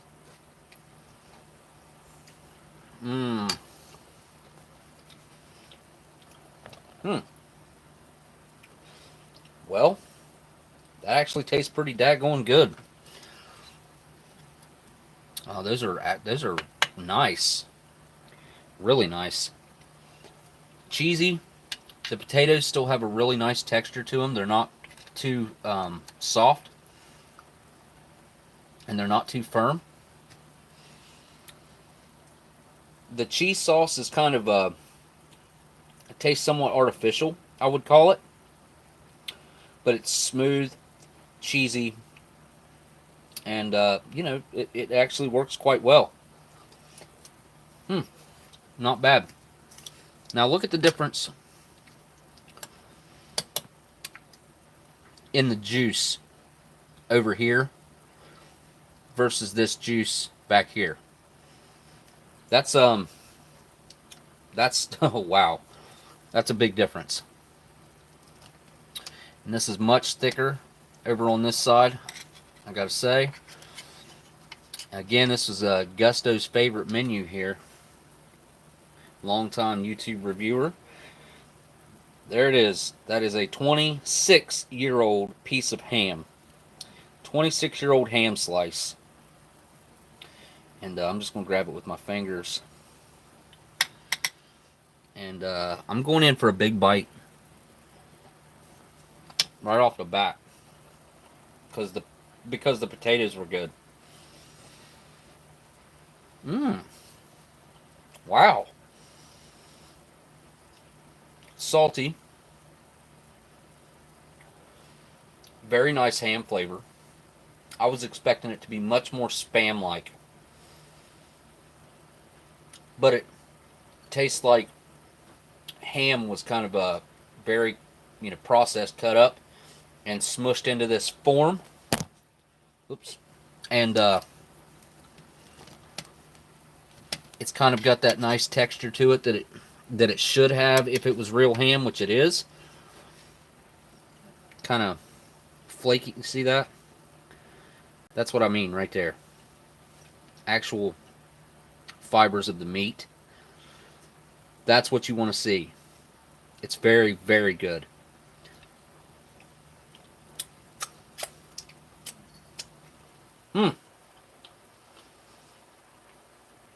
Well, color me impressed.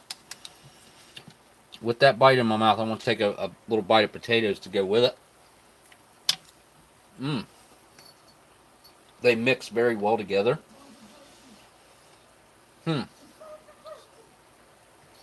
Hey, Ethan. Turn it off.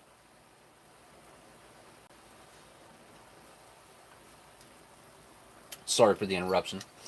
Which that has caused an interruption numerous times by him being on that game.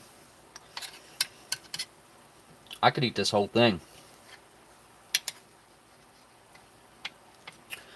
I'm sure of it.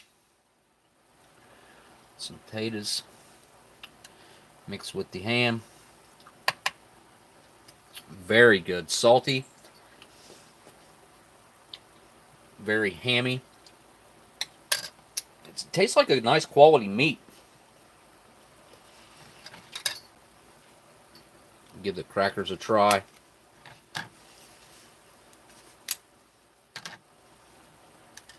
Again, these are nice and toasted. Mixes really well with the other two items that I already had in my mouth. To have a bread item to go along with it. I gotta say, so far, very, very impressed with the storage on this particular ration. Everything so far has been stellar.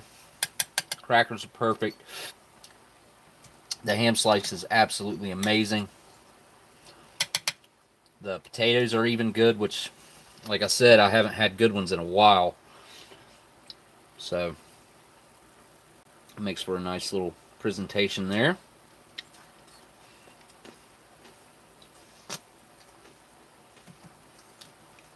Time to move over to the new one.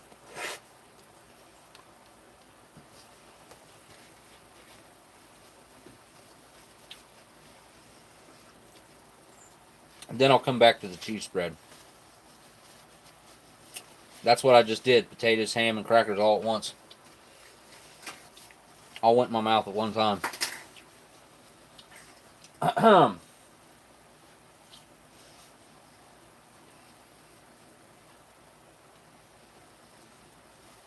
It's very good. All mixed together like that. Kind of creates this like casserole effect, I would call it, in your mouth. Kind of like a pasty mix of meat, bread, and potatoes. I'll come back for the cheese spread, like I said, after I go over here for this good food. Nice and fresh. Only a month old. Okay, just right off the bat, I'll say this is much harder to cut into than that one. Definitely processed completely different.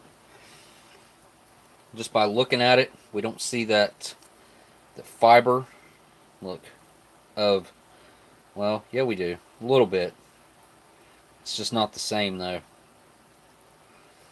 It's kind of pressed together, pressed and formed, whereas over here, it's nowhere near as processed.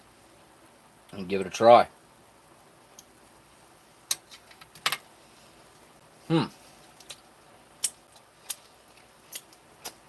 Okay. Exactly what I was thinking. It is definitely a totally different process from here to here. This, a little more along the lines of the Spam family. This over here, It's much more like actual ham. Flavors are similar. Saltiness is a little more over here. That's a little more salty than this.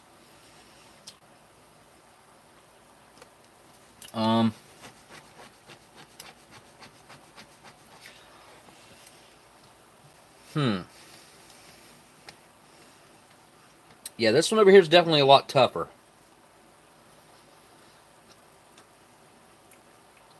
After the ham that I had last night, nothing could beat it.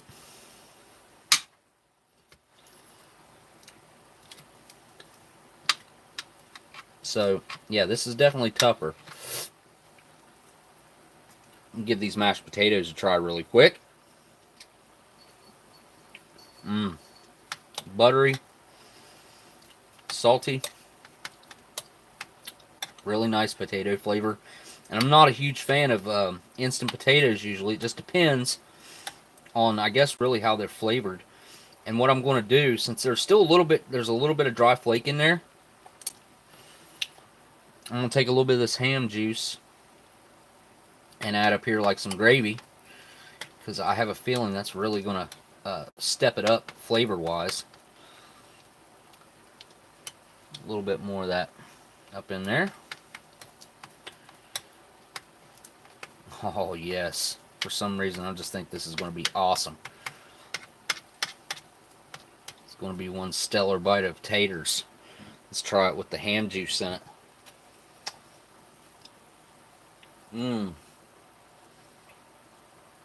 That adds a really nice savory note to the potatoes and some saltiness that I feel like I probably could have added some more salt to them. So that juice. So a perfect way to use it up is in your instant mash. If you have this menu from MRE Nation, I would straight up strain my piece of ham. I'd put the juice directly into my potatoes, all of it. Give them a bite together.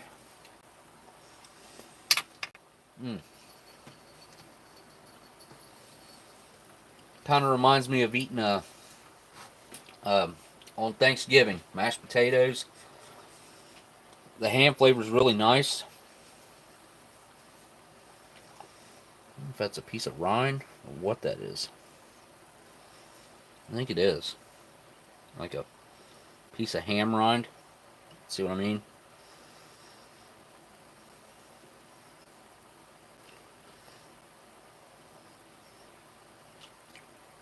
Almost like looks like it's off a piece of lunch meat. Yeah. Alright, let's try them all together here again on this side. Cracker, taters, and ham. Kind of the mix up, mash up.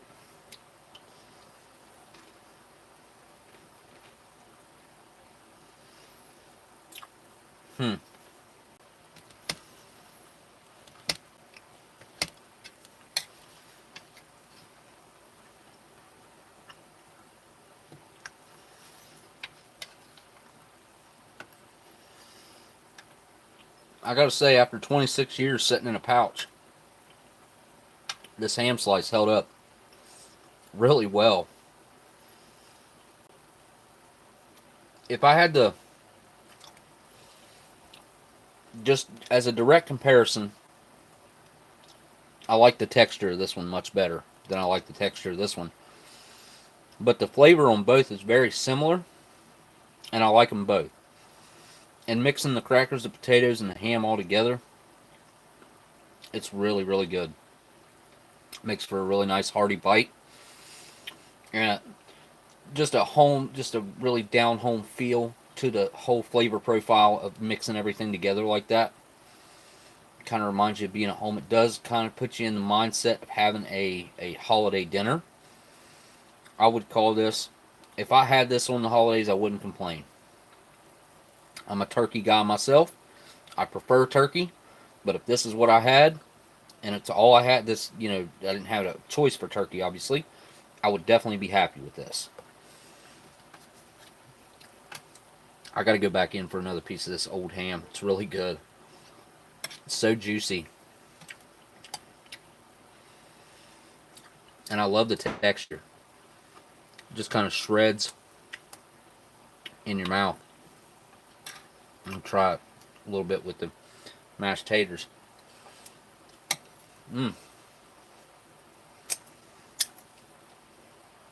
That's double thumbs up.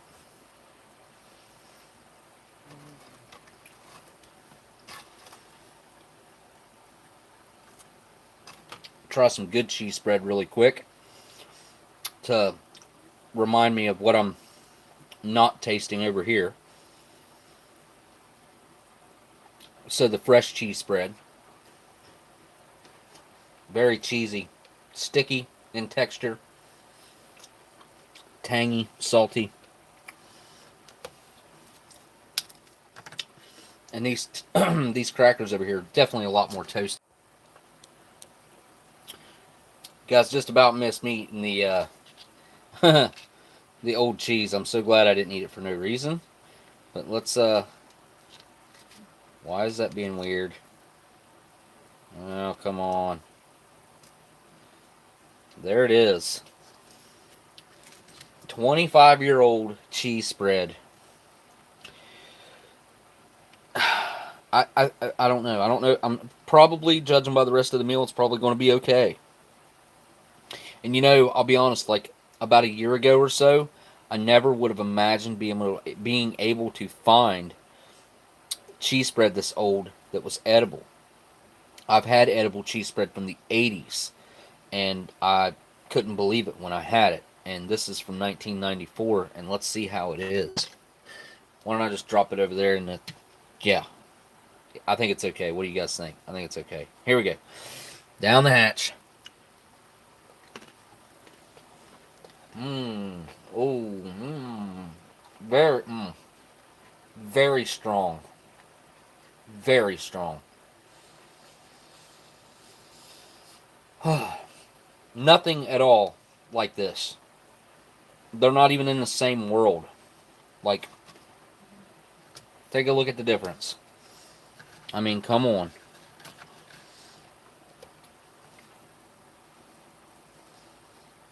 $25 years difference in the age of these two here.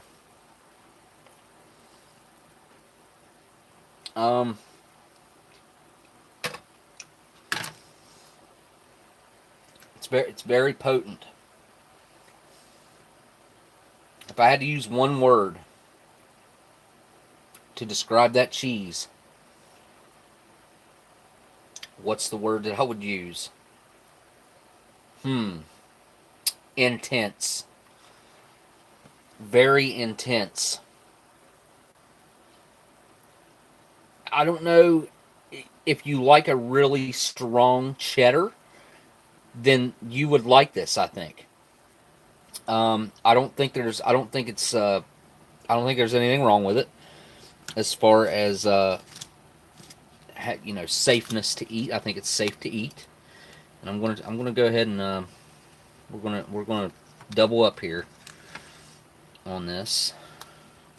It's a little bit weird texture wise. It's like it's kind of powdery now. Like that first squeeze that came out of there was really nice and very well kneaded and incorporated, but now it's kind of like being weird and falling apart.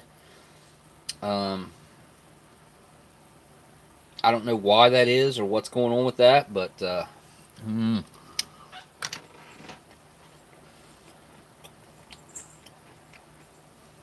it's definitely got some weirdness to it.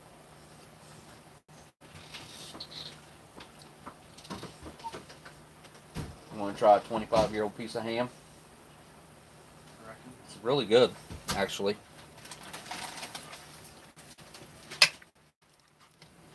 It's gonna surprise you.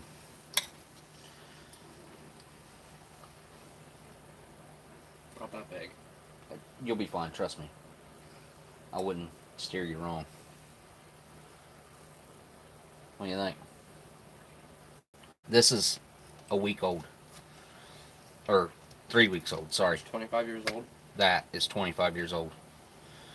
This is as fresh as it could be. Remake of an old menu. better. I agree. That's like chewy. I don't like Really the. bad. It's the texture that's a little off for me. I think it's a I little. don't know. The texture it's a on little that's tough. weird. It's like flaky. Well, I mean, it's because it's actual. Like, look here. It's real ham. Yeah, I'll show for you. sure. Yeah. Well, I mean, that's what I'm saying. Like the fibrous part of it. See how it's like. Maybe if I was on a cracker, I'd be a little more apt. I can make that happen. It's kind of like it was just kind of grainy. The cracker does help. Yeah, that's not bad. That's pretty good for being a. They want to see your tattoo. Which one? Zuh. Several. Hang on. Flip the camera around.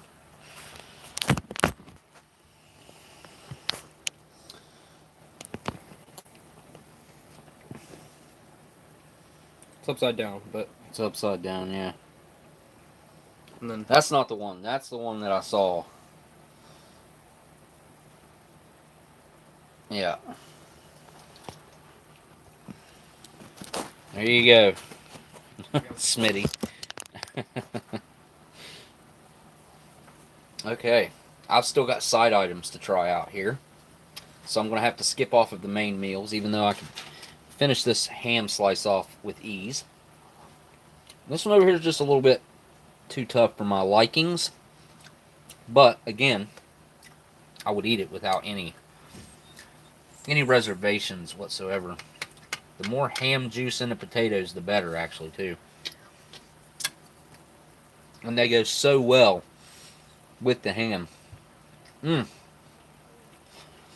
Wow. That's so good. That's a big old dollop of cheese.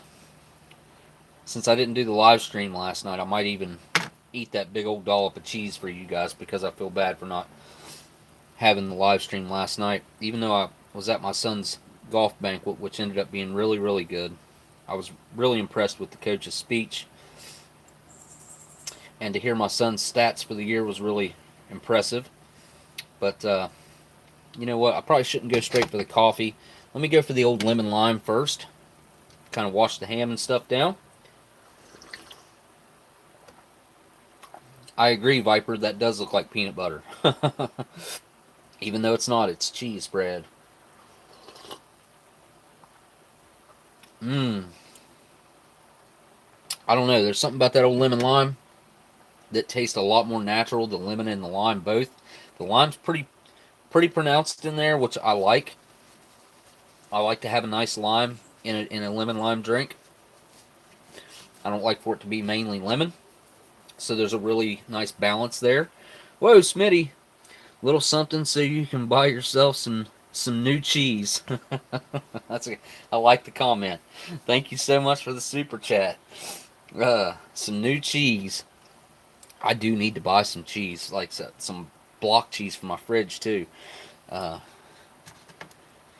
You don't think that looks good? Since I have other of these 94s that are, you know, from the same case, obviously, I can hook you up, Smitty, if you want to try an old cheese spread. Let's give this pink lemonade a try.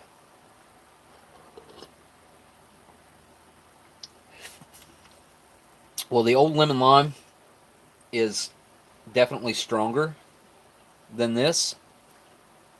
This is very mild.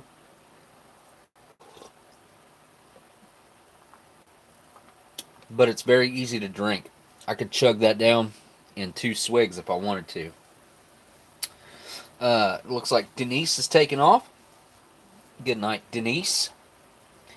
What is up next? Let's go for this thing.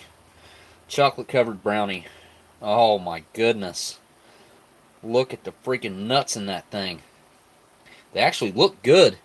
Compared to every other brownie that I've ever opened up, the nuts are always just completely dark. Because they usually soak up the coloring of the brownie, you know.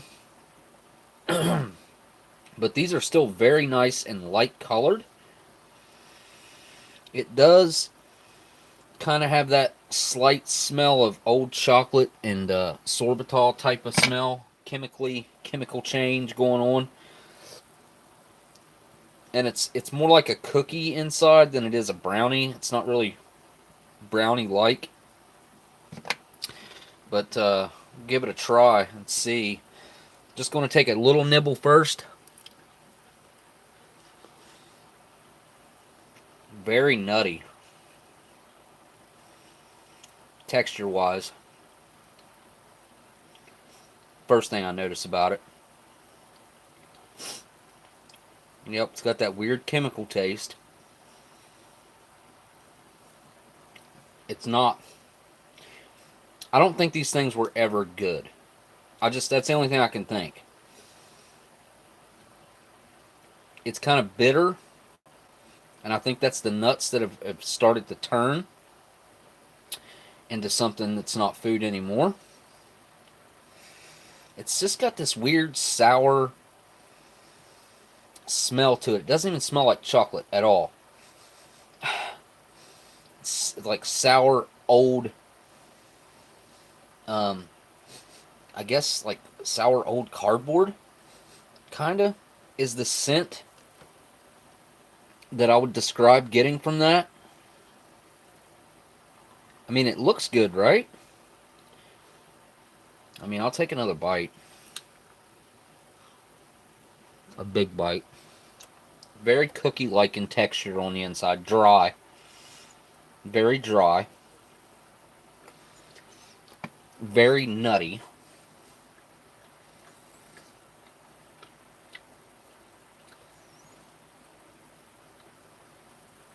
Virtually flavorless outside of the chemical flavors that I pick up. But I will say I'm not getting any numbness. No tingling sensations, no dry mouth.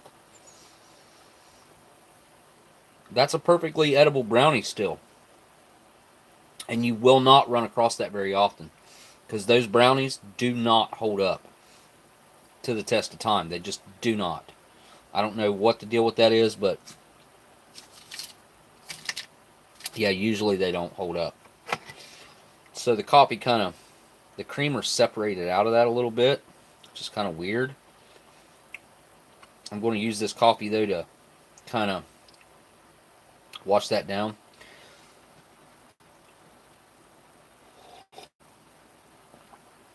I agree, Leah. No numbness is always a good sign, when especially when you're dealing with ancient type of tree nuts. So this coffee is very strong, like I wanted to make it.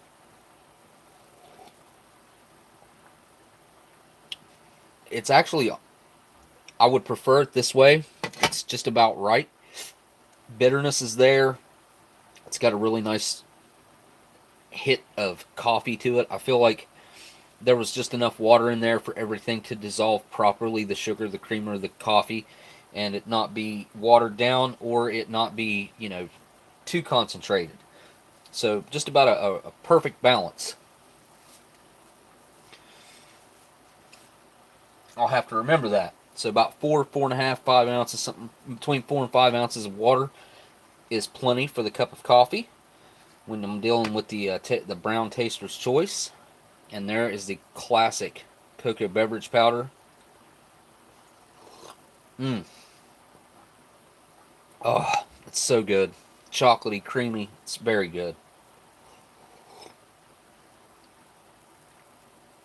Even though I added a considerable amount more water than it calls for, it's still very thick and creamy. Plenty of chocolate to it. You know, you don't have to mix it 6 ounces. I think that's too much, too thick.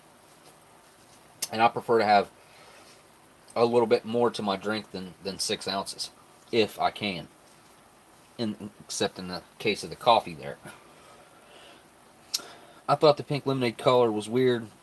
I don't get the salmon colored drink. Yeah, I guess just the pink lemonade. I mean, it is pink, but it comes across different on the camera. In person, it looks very pink. Maybe if I put my hand behind it, it gives it a little bit better indication of what it looks like. But yeah, on here it kind of has an orange tint to it, I think because of everything in the background. But yeah, it's kind of a... They went a little bit overboard with the coloring, in my personal opinion there. So No rum drinking and messaging. Okay, let's go with the what was this mix about? Fruit and nut medley. So I really like that cherry. Now these were dry roasted peanuts. They were some kind of, what'd that say? Virginia peanuts. Those are Virginia peanuts. Give them a try. Mm.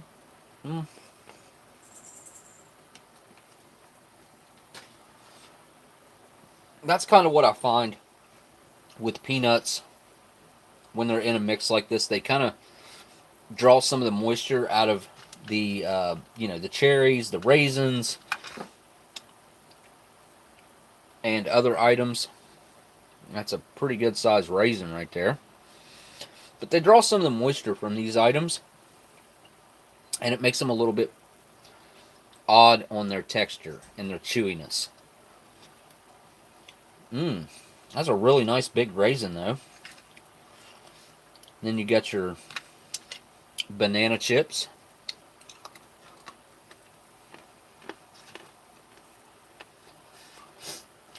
It's like one chunk of mango or mango. There was supposed to be papaya in here too. That is definitely mango.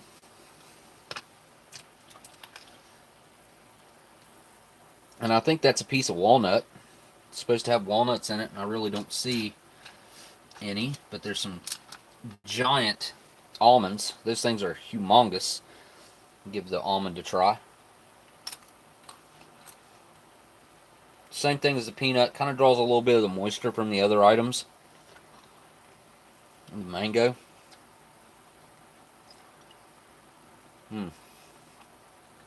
That's got a nice strong flavor profile to it. Tangy. Sweet. Adds a lot of flavor. My little tiny piece of a walnut. I can tell it's some of these items were salted that were added to this, which is nice. The peanuts were probably lightly salted.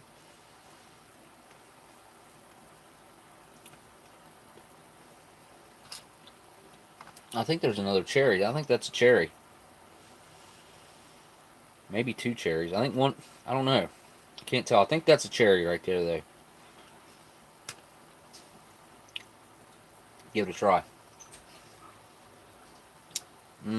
Yep. Just like the one I had earlier, except the one I had earlier was way bigger. But yeah. Piece of pineapple. One piece of pineapple in here. There you go. I'll probably rip that up into pieces to spread it out through multiple bites. Agreed, the flavor was passable to me. Had it with the Tuscan beef. I don't know if you're, Kaylin, if you're talking about the drink or the this trail mix. I like this trail mix, though. It's a whole lot better than the U.S. military stuff. Night Viper, thanks for hanging out with us. We appreciate you, my man, for hanging out. What am I down to here? I'm down to the carrot cake, which is round like a maple muffin top, oddly enough.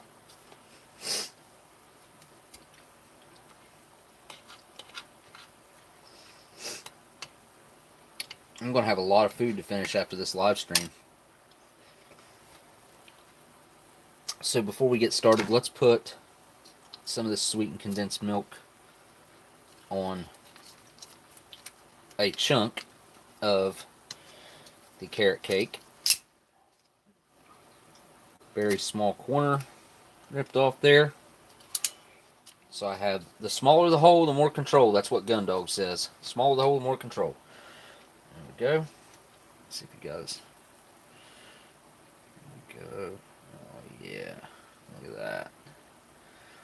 Sweetened condensed milk is very similar to a very thin vanilla icing, basically. So it's going to mix very well with this carrot cake. I've just never seen a pound cake in this shape before. This is a first time I've ever seen them use the round mold like this. So, first time for everything though, I guess. There's a good look at that. I'm going to drip it on my table if I'm not careful. It's all over my hand. I'm sure that looked really nice and weird on camera. Wipe it off there. I think I have a doctor's appointment tomorrow to see my surgeon. What is tomorrow? What's the date tomorrow? 20 somethings? Yep, 28th. I'm pretty sure. 28th? Yep. Tomorrow, 28th. Let's try the carrot cake on its own here. Look at those dried pieces of carrot in there. Very interesting. I love the smell of this. It just has that spice cake with the carrot, obviously, but it has that spice cake smell to it. Just very holiday smelling. That's a home run. This is a very good pound cake.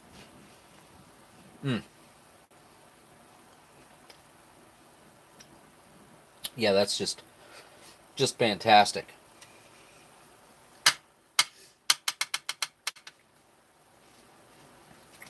Clean my spoon off real quick because I don't want mashed potatoes on my carrot cake. Marilyn, Bob, when did the pound cakes go round? I think this is just an oddity. I don't think this is normal. I have to say that I mean, of course, like I said, this is the first time I've ever seen a round pound cake before. And there it is with the sweetened condensed milk one. Let's see how much that does for it.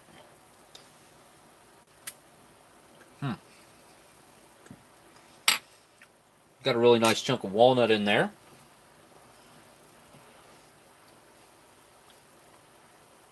It adds a extra level of creaminess and sweetness to the top, obviously.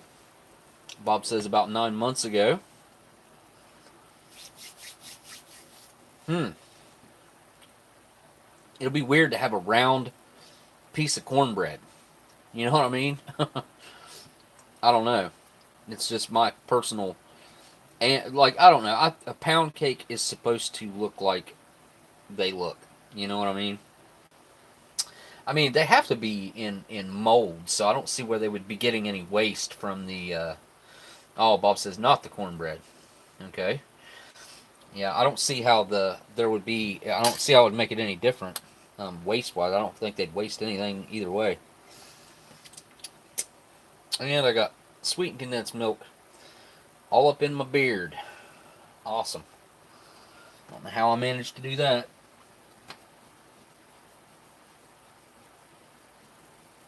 Oh. My leg. Oh, it's very swollen and it's itching underneath the bandage that I can't remove. If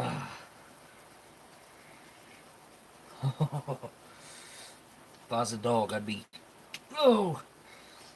tapping my foot right now. Or licking the air. As they do. Peanut butter and jelly, guys, I'm skipping.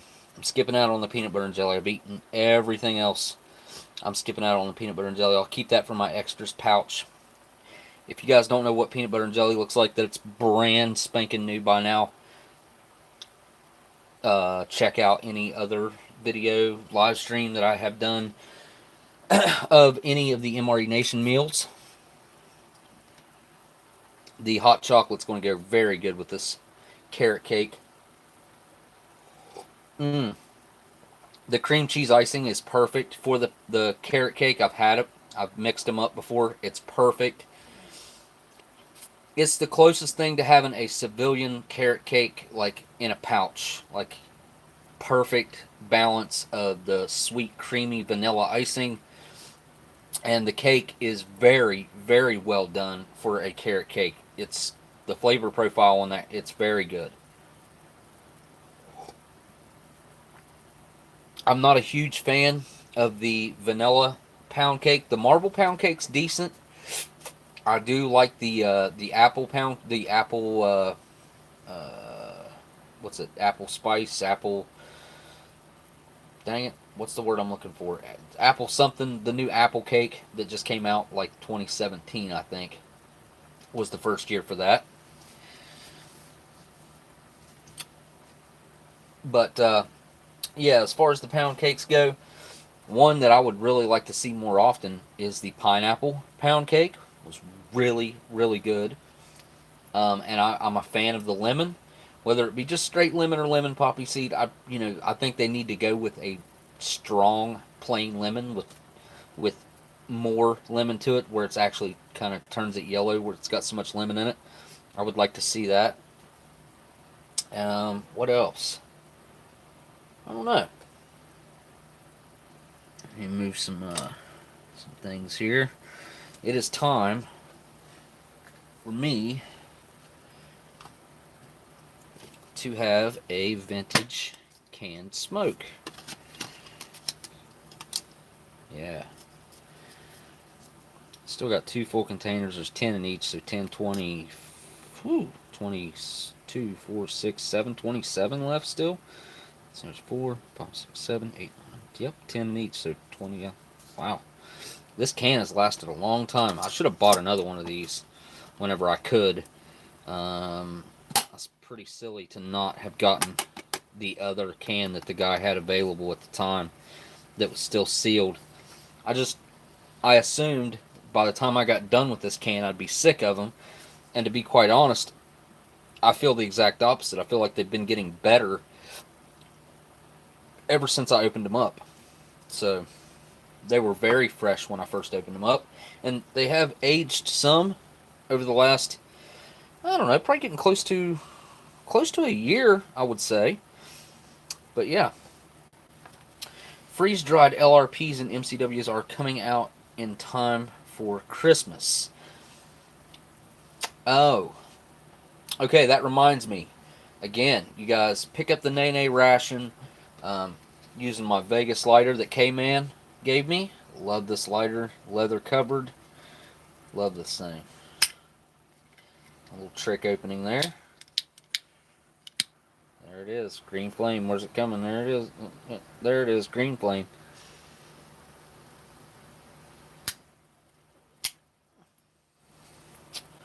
What's up, Easy?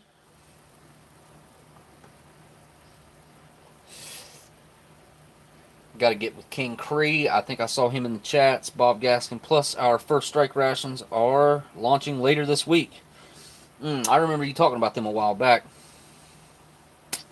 Hey, Jesse and Marilyn. Hey, Smokey. Easy Money. What's up? Hey, yeah, Bob. Hey, yeah, Easy.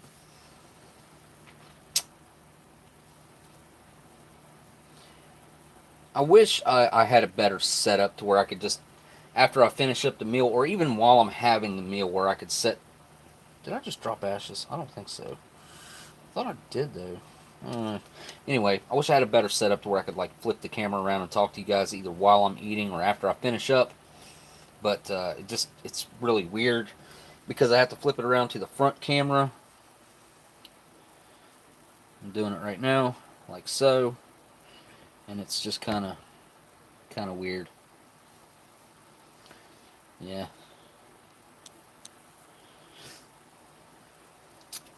Yeah, let's get this out onto 2 trays, which is what I got going on here.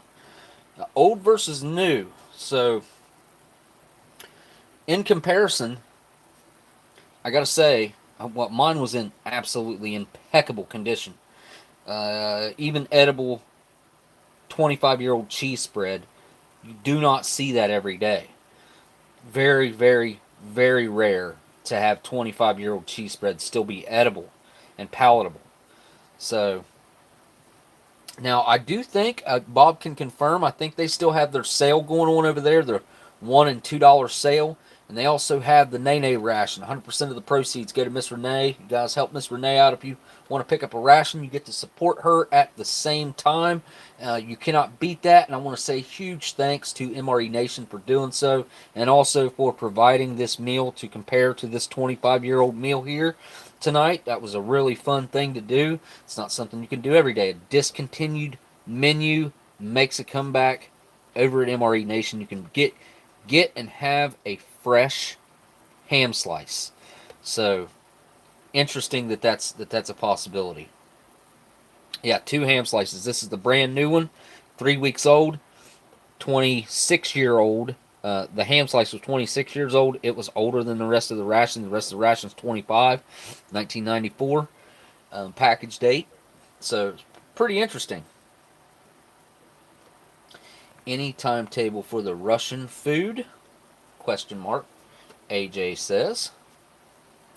I remember a mention of some kasha and things like that. So, what I was saying comparison-wise, potatoes, ham. I prefer these potatoes right here over these potatoes right here. These potatoes, all in all, they're just a little bit on the bland side. These ones right here, having the option to be able to spice them up with your own salt, your own pepper, your own butter buds, just makes it very nice to be able to control that. You control the level of flavor that you want in your own item. It's not just a set forth, take it or leave it.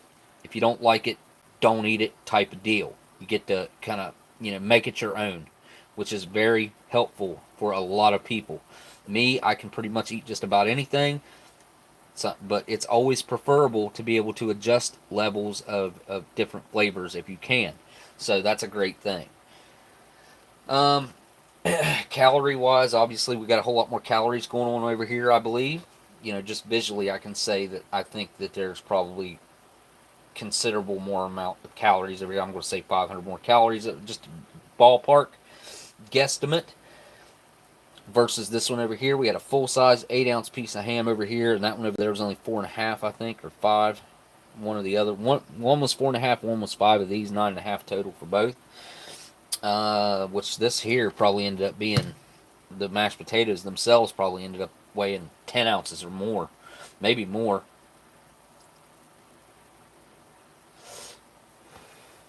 You guys definitely, if you go pick up a Miss Renee ration, like I said, 100% of the proceeds, it's a Nene 24-hour ration over on mreinfo.com, or mrenation.com.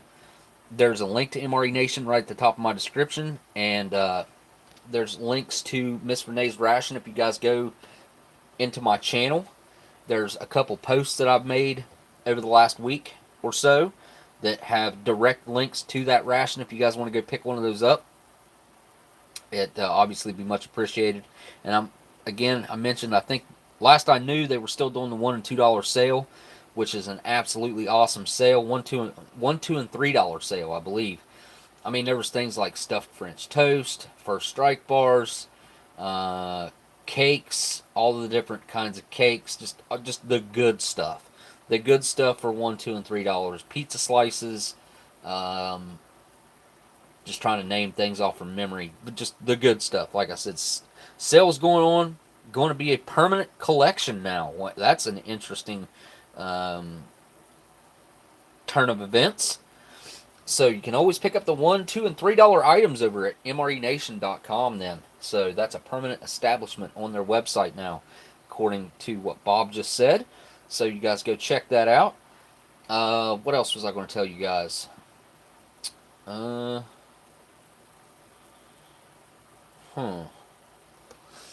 remember early on,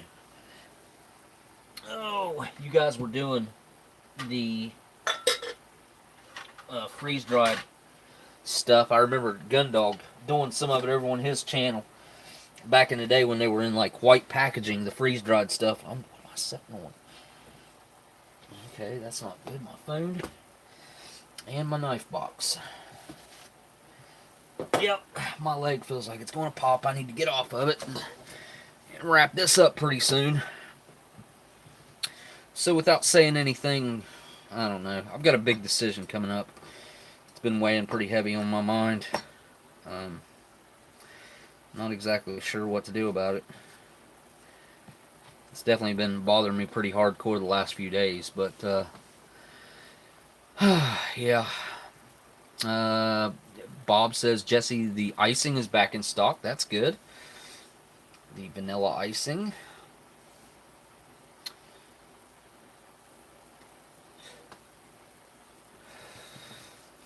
Yep, I'm just not confident about the decision I have to make, so it's definitely been bothering me.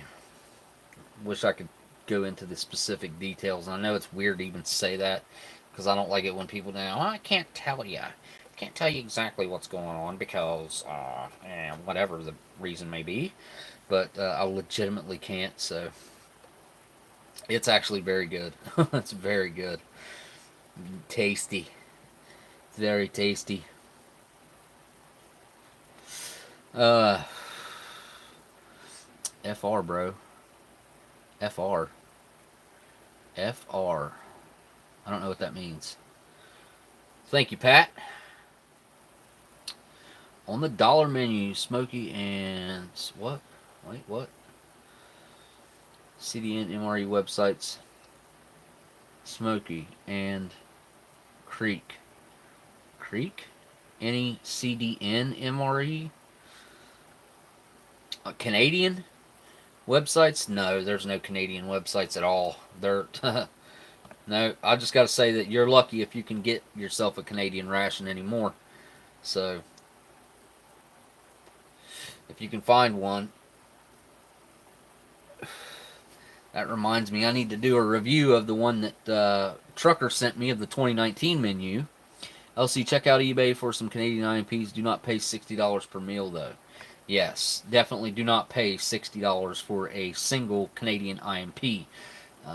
That's very, very, very silly.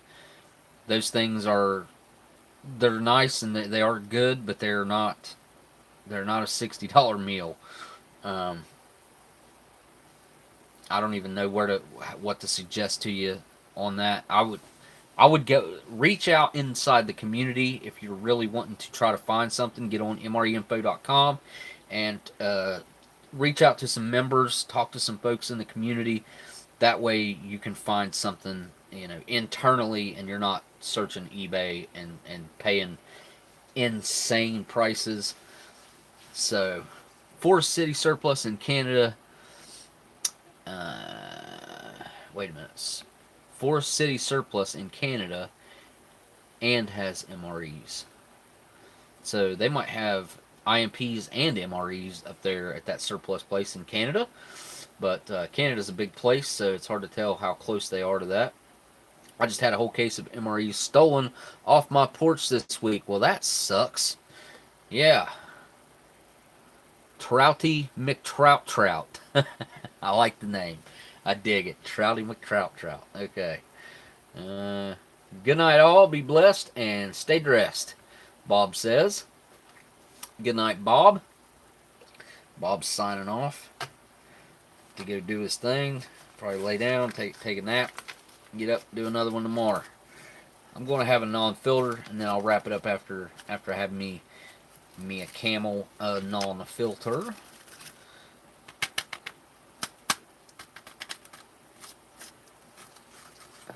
Which one's my lucky one? I don't have one? What? Well, that sucks.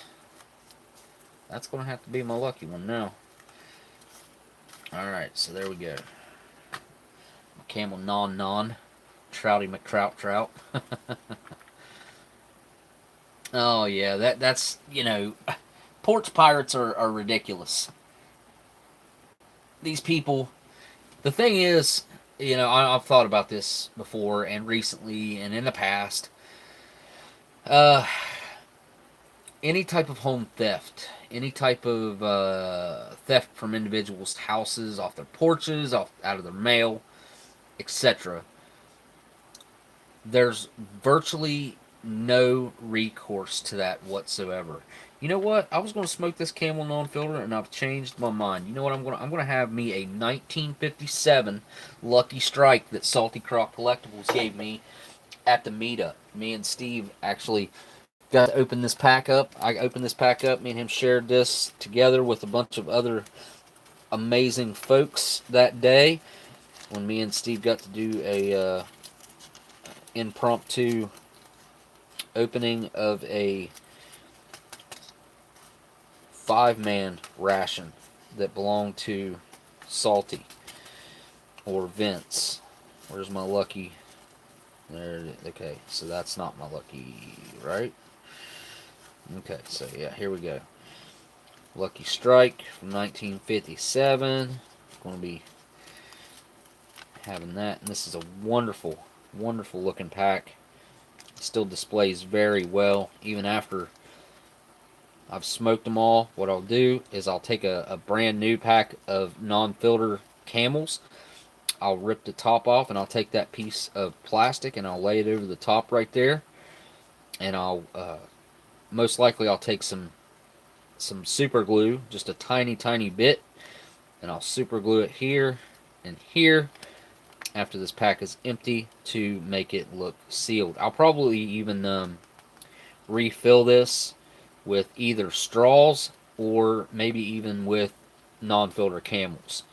That way it has more rigidity to it and doesn't get crushed accidentally. But it's definitely, that'll be in my display forever. It's always going to be part of my display. And my display is overflowing. Right now I have more than I can display. I have some amazing packs of smokes, guys. I have some really cool stuff. I have packs of cigarettes. The oldest pack I have is 1909. Pack of London Life. Yeah, London Life smokes with the cork tip.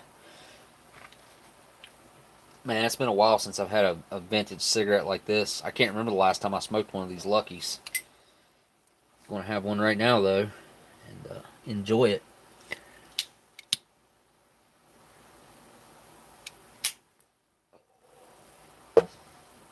Oh. Instantly, I get that sweetness.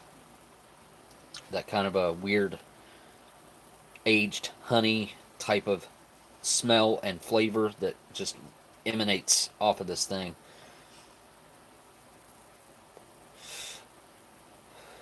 Super smooth. It's very strong, but very smooth at the same time.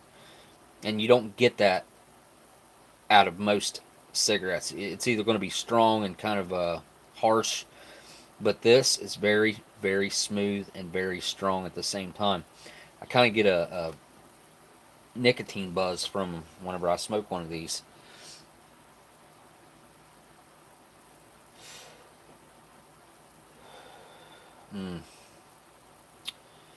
Yeah, you can't beat that vintage, aged perfectly tobacco. These were hermetically sealed in that cigarette pack until I don't know if I cut it open or Steve did, one or the other. We cut it open, and it was completely sealed until that moment a few months ago when we were all together.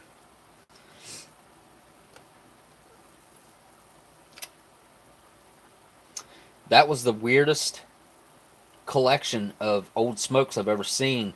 There was 4 different brands out of the 5 packs. There was 4 different brands, and there was a pack of Winston's, which was the oldest pack of Winston's I've ever seen in there. 1957 Winston's, the coolest pack of Winston's I've ever seen. And Salty was nice enough to let Steve take those home and kept them sealed. I'm sure those are probably you'll probably be able to see those on his shelf or something in the background of his videos eventually. And then Shocker had a pack of the Camels. There was 2 packs of Camels. And Salty, I think, put 2 packs on display. He had there was I can't remember what that other odd what was the other odd pack? There was an odd pack that I'd never seen before. I had never seen that brand before. I don't think. I could be wrong. Huh? I can't remember. It's been that long, I guess. My memory is not all that great. So I was talking about the Nene rations, guys. Those are only going to be available up until November 1st. November 1st, they go away. Bob puts whatever's left in the stock back in the. He breaks them down and puts the individual items back in stock.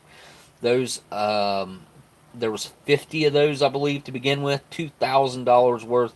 So if all those end up selling, they Miss Renee gets all the proceeds from that. And again, you guys can use the 10% off Oldsmokey OS10. OS10 is your discount code to get 10% off of that. That'll give you $4 off of that ration. It's $39.99, and you get it for basically $36 for a 24-hour ration. There's a lot of ration food in that bad boy. A full 24-hour ration. There was Camels, the Winstons. I got the Lucky Strike pack. And then there was there was an odd brand. Anybody remember what that other brand was? Viceroys. That was it, Miss Marilyn. Yes, that was it. Viceroys. Correct. And that's the first time I'd ever seen a full 20 pack of Viceroys like that.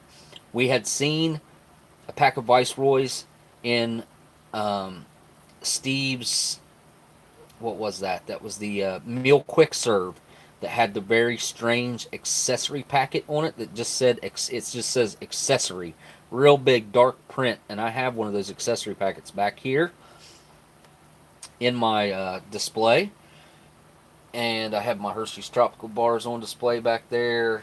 A perfect, absolutely perfect thing of malted milk tablets. But I have one of those that have the Viceroys in it back there. But those are just the small 4-packs. And that was a full 20 pack. And I think they were filtered. Those were filtered. And the Winstons, I believe, were filtered. And that was it. The other 3 packs, the 2 packs of Camels and the pack of Lucky Strikes, were non-filters like this right here.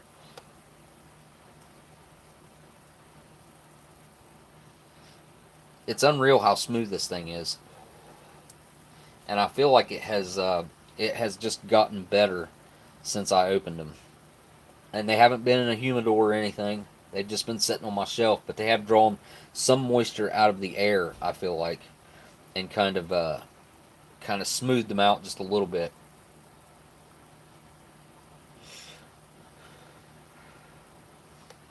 Yeah, I'm impressed with that.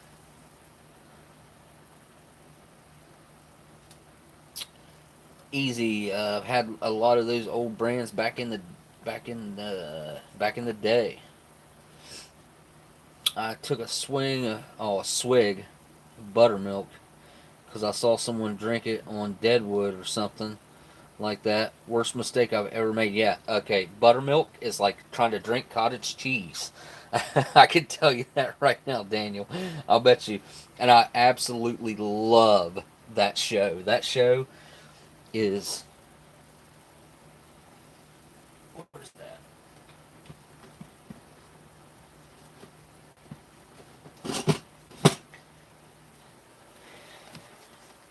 Timothy Oliphant.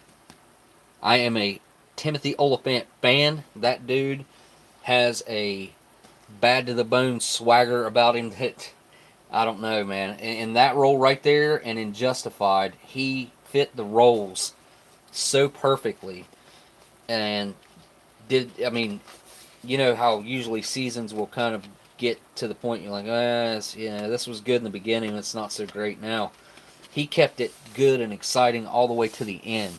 Very, very good and inspiring actor.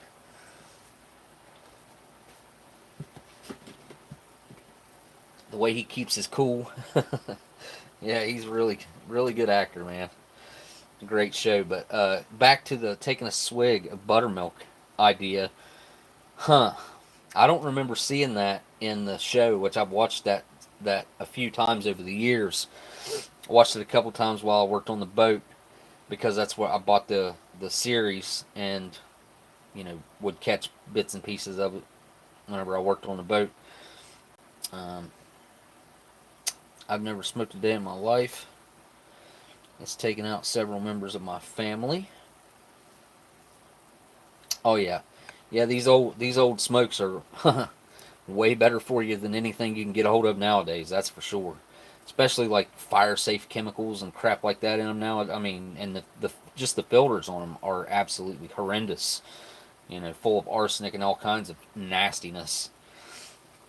4 out of 5 doctors would recommend. Yeah, I guarantee you that they'd recommend smoking an old smoke over a new one. That's for sure. Been a fan of his since the word go. Yeah, Timothy Oliphant is one heck of an actor. I've got to say. I even like him in San Clarita Diet. I think that's a decent show. It's a completely opposite role of what you typically see him in. He's kind of the more timid and scared dad in that, whereas he's normally like the Billy Bad to the Bone type of dude. One of my buddies worked for him. Really good dude. I bet he is. He seems like he's a pretty cool, genuine guy. I can agree with that, Daniel. Ever since cigarettes went fire safe, they got weird. I smoked Marlboros until then, and it became they became very weird after that. I couldn't even smoke Marlboros after that. I stopped smoking them because they just tasted horrible. And the closest thing I could find to the old flavor of Marlboro was a Pall Mall, and I did explore brands, and that was the closest thing at the time, and they're still decent.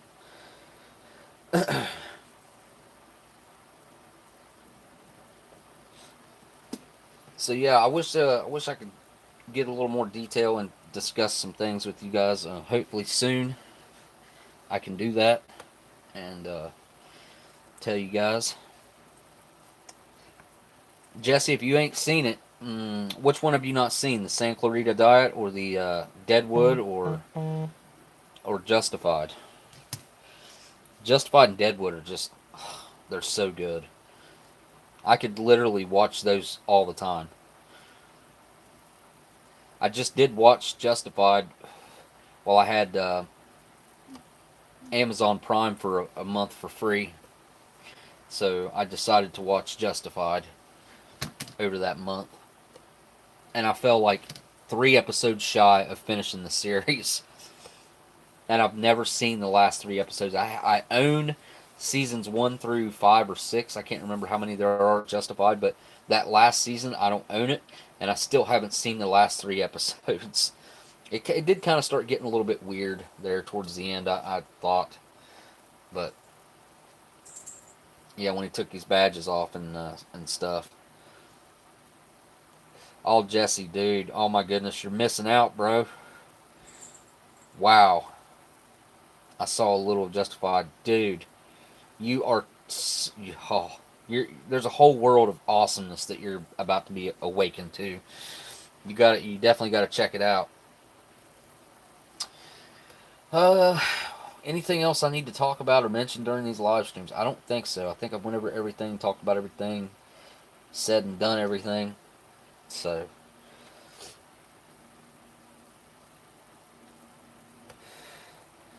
a show called Evil on CBS. It's about supernatural and demonic possessions with some skepticism thrown in there. Huh. I don't ever watch network TV like ABC, CBS, NBC, Fox. I never, ever, ever. I do watch cable, but I never make it to those channels. I always watch the History Channel, Discovery Channel, Spike, or not Spike, but maybe it's Spike. I don't know. TBS I watch a lot. I watch the Conan Show. Um, what else? And Seinfeld comes on there. I like watching Seinfeld. What else? And they play the crap out of Friends so much. Big Bang Theory's on there. Family Guy, American Dad, like both of those. So yeah, I watch a lot of TBS as well. History Channel, I've been watching some of that here lately. Just watching some pickers, like the American pickers, even if it's just noise in the background. Just watched El Camino, was pretty pleased with it. You know, that just made me think of an old show that was on, what was it? It was on AMC, and it was about a railroad. What was the name of that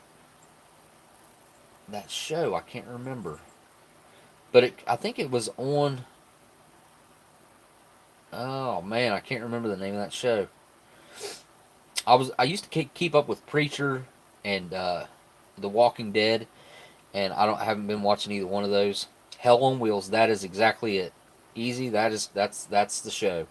Yep, that show seemed like it kind of petered out and didn't it. I don't think they finished it. I think they kind of canceled it. Z Nation. Oh yeah, Smitty, your buddy worked on it for years, really? Huh. Interesting. Very interesting. You know people in the entertainment industry, obviously, Smitty. You had to knew somebody on Big Brother. Well, I mean, you more than knew him, but somebody on the Big Brother Canada, I think it was the person that won. He was the armorer. I assume that means the one that handled the weapons. The first few seasons of Hell on Wheels that I saw was really good. Now, I did tune into like it might have been like season 3 or 4, and it was really weird because he woke up in like I think it was season 3 or maybe it was season 4. Woke up in a train car. It was like really cold outside. The town was dead. It was weird. A Supergirl, etc. I've never seen that. CW's Flash. I've heard that's really good. My buddy Tom was on the what? The one of them survival Alaska shows where they have teams trying to go from one place to another with challenges along the way. Survival Alaska shows. I think I saw that one, some of that one too. Probably on Discovery Channel or maybe Travel Channel.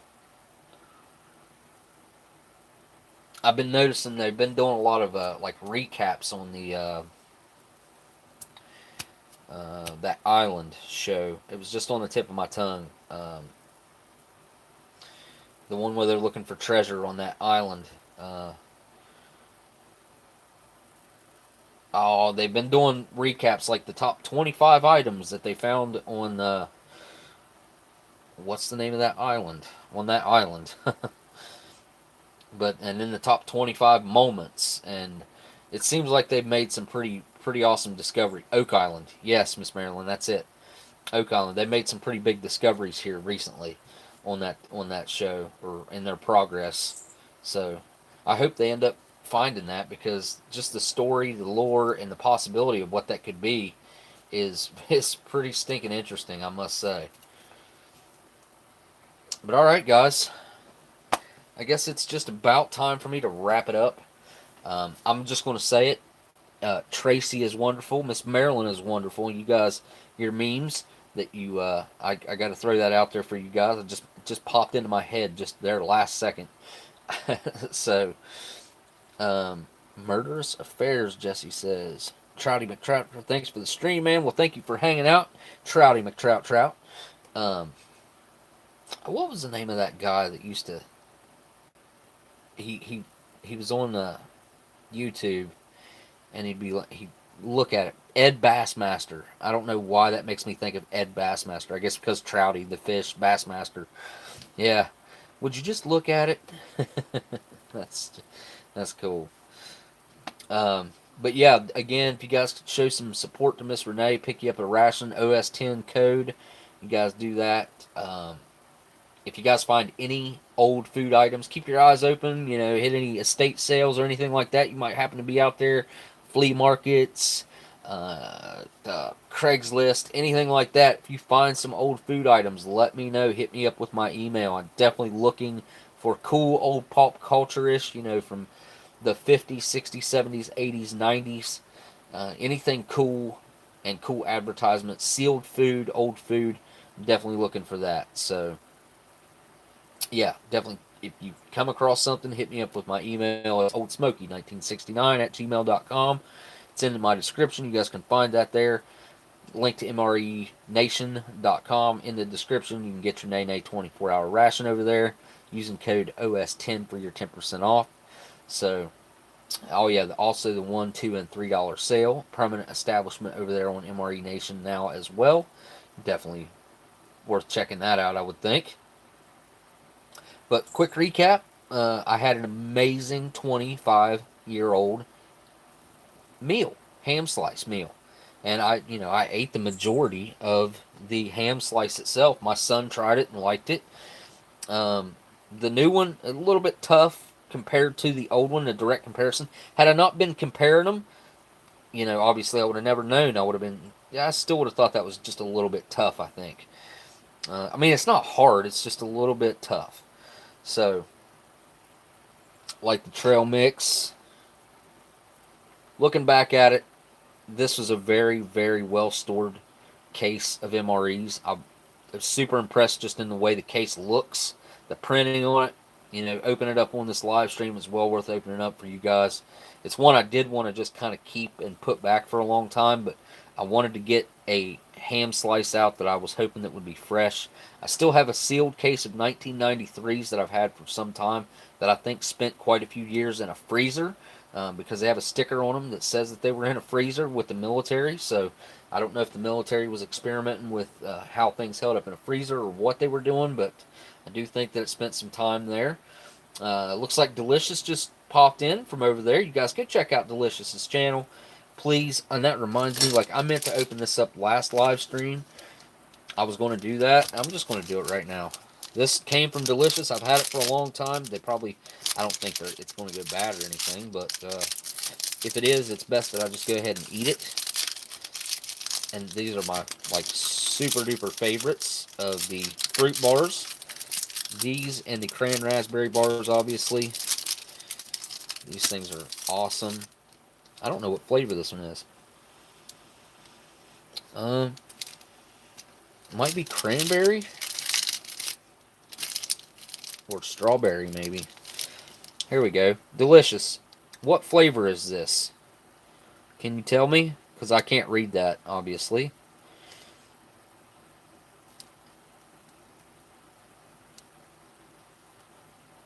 Tyler 1, I love Steve. He is great. Yes, sir. Steve is very good at what he does. Yes. Smokey has it in his description. Yeah, I have many links in my description to many things.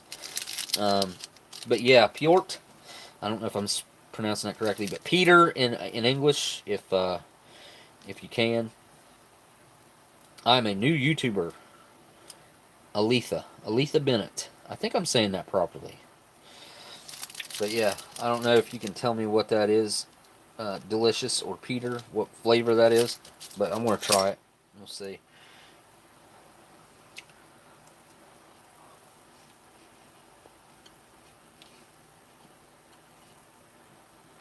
Yeah, it's getting a little long in the tooth, I gotta say. I've had it for a couple of years, probably.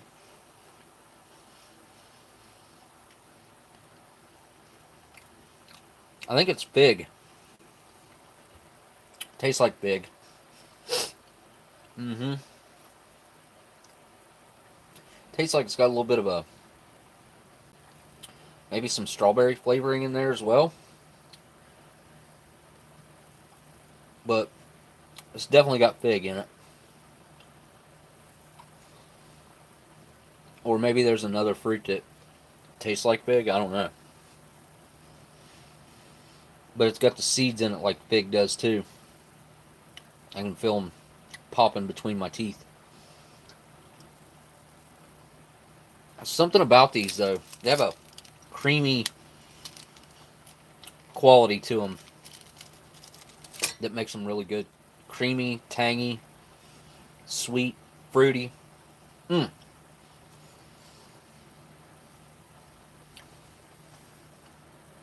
yeah, you guys go check out all the links in my description. As always, great people in there. Great community here. Go check out Gabriella's channel. That's another one. I definitely encourage you to check out Gabriella's channel. Dude drinks a bunch of old, just different drinks, beers, wines, sodas, um, a lot of different stuff. So I definitely encourage you to go check out his channel. That's Gabriella. There's a link to that in my description. So, all right, guys, that pretty much wraps it up on this one. What a great experience getting to try out a perfectly preserved 25-year-old ration. Again, this fudge brownie, like, I don't think this thing was ever good to begin with, because I think this has got to be the best shape that you could possibly find one in today, outside of maybe having one that was frozen for the past 23 to 25 years. So those things were probably never good to begin with. But yeah. Oh, I see Letterkenny. Did I see Letterkenny? No, letting me hang out with you guys. Have a great week, everyone.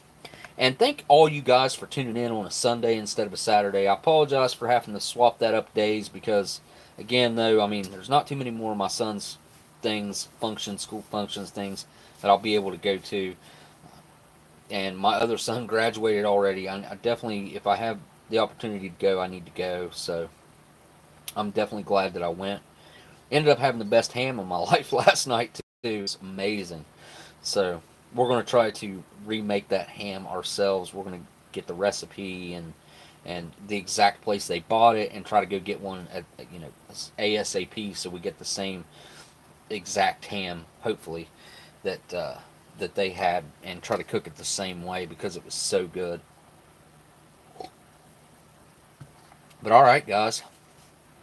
I want to say a huge thanks to my patrons, everyone over there. You guys are amazing for sticking with that for me. I appreciate the donations over there. They don't take a huge cut of it, and you know it's a lot. I mean, it means a lot to have the support. I really appreciate you guys, and I will try to. I'm trying to get a video put together, a couple videos put together. I got some pretty crazy stuff coming up, and that's happening in my life right now. So hopefully soon I'll be able to fill you guys in on some pretty crazy stuff that's been happening. And anybody who's really close to me in the chat right now knows exactly what I'm talking about, and they can back me up on. It's not me just saying it's crazy stuff. Like, it's legitimately crazy stuff going on right now. So yeah, it's not just like your everyday. It's not just everyday stuff, basically. Not even just like, I'm not talking about health stuff, but like real life crazy stuff. So good crazy, right? Yeah, let me just say this: it's good problems to have. You know what I'm saying? Like, the kind of problems I'm having right now, I would say they're probably good problems to have. It's kind of hard to really make a legitimate complaint right now, but it is. It's kind of hard to not complain right now, also.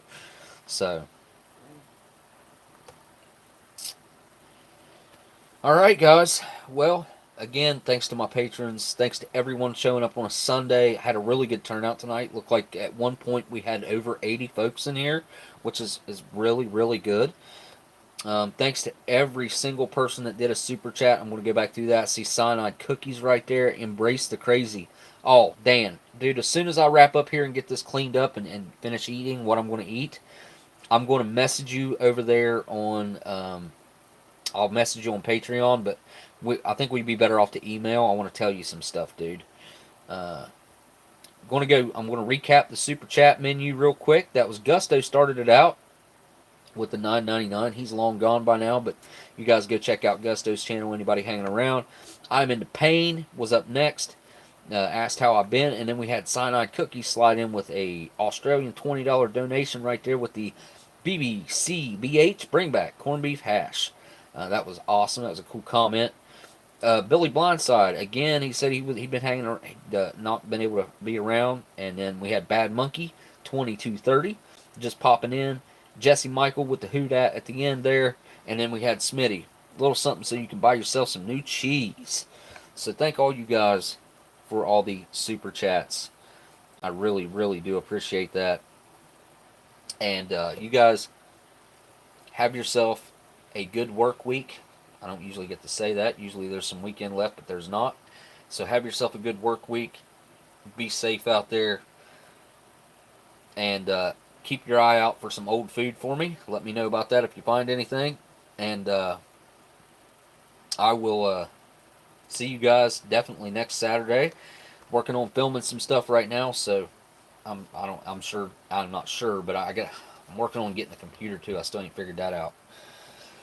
There's been a lot going on, legitimately a lot. But all right, guys. So thank you guys for hanging out on the live stream. I really appreciate it, especially for the Sunday. And I will see you guys on the next live stream. So, well, I guess really all I got left to do is say thank you guys for watching, and I'll see y'all next weekend. Later.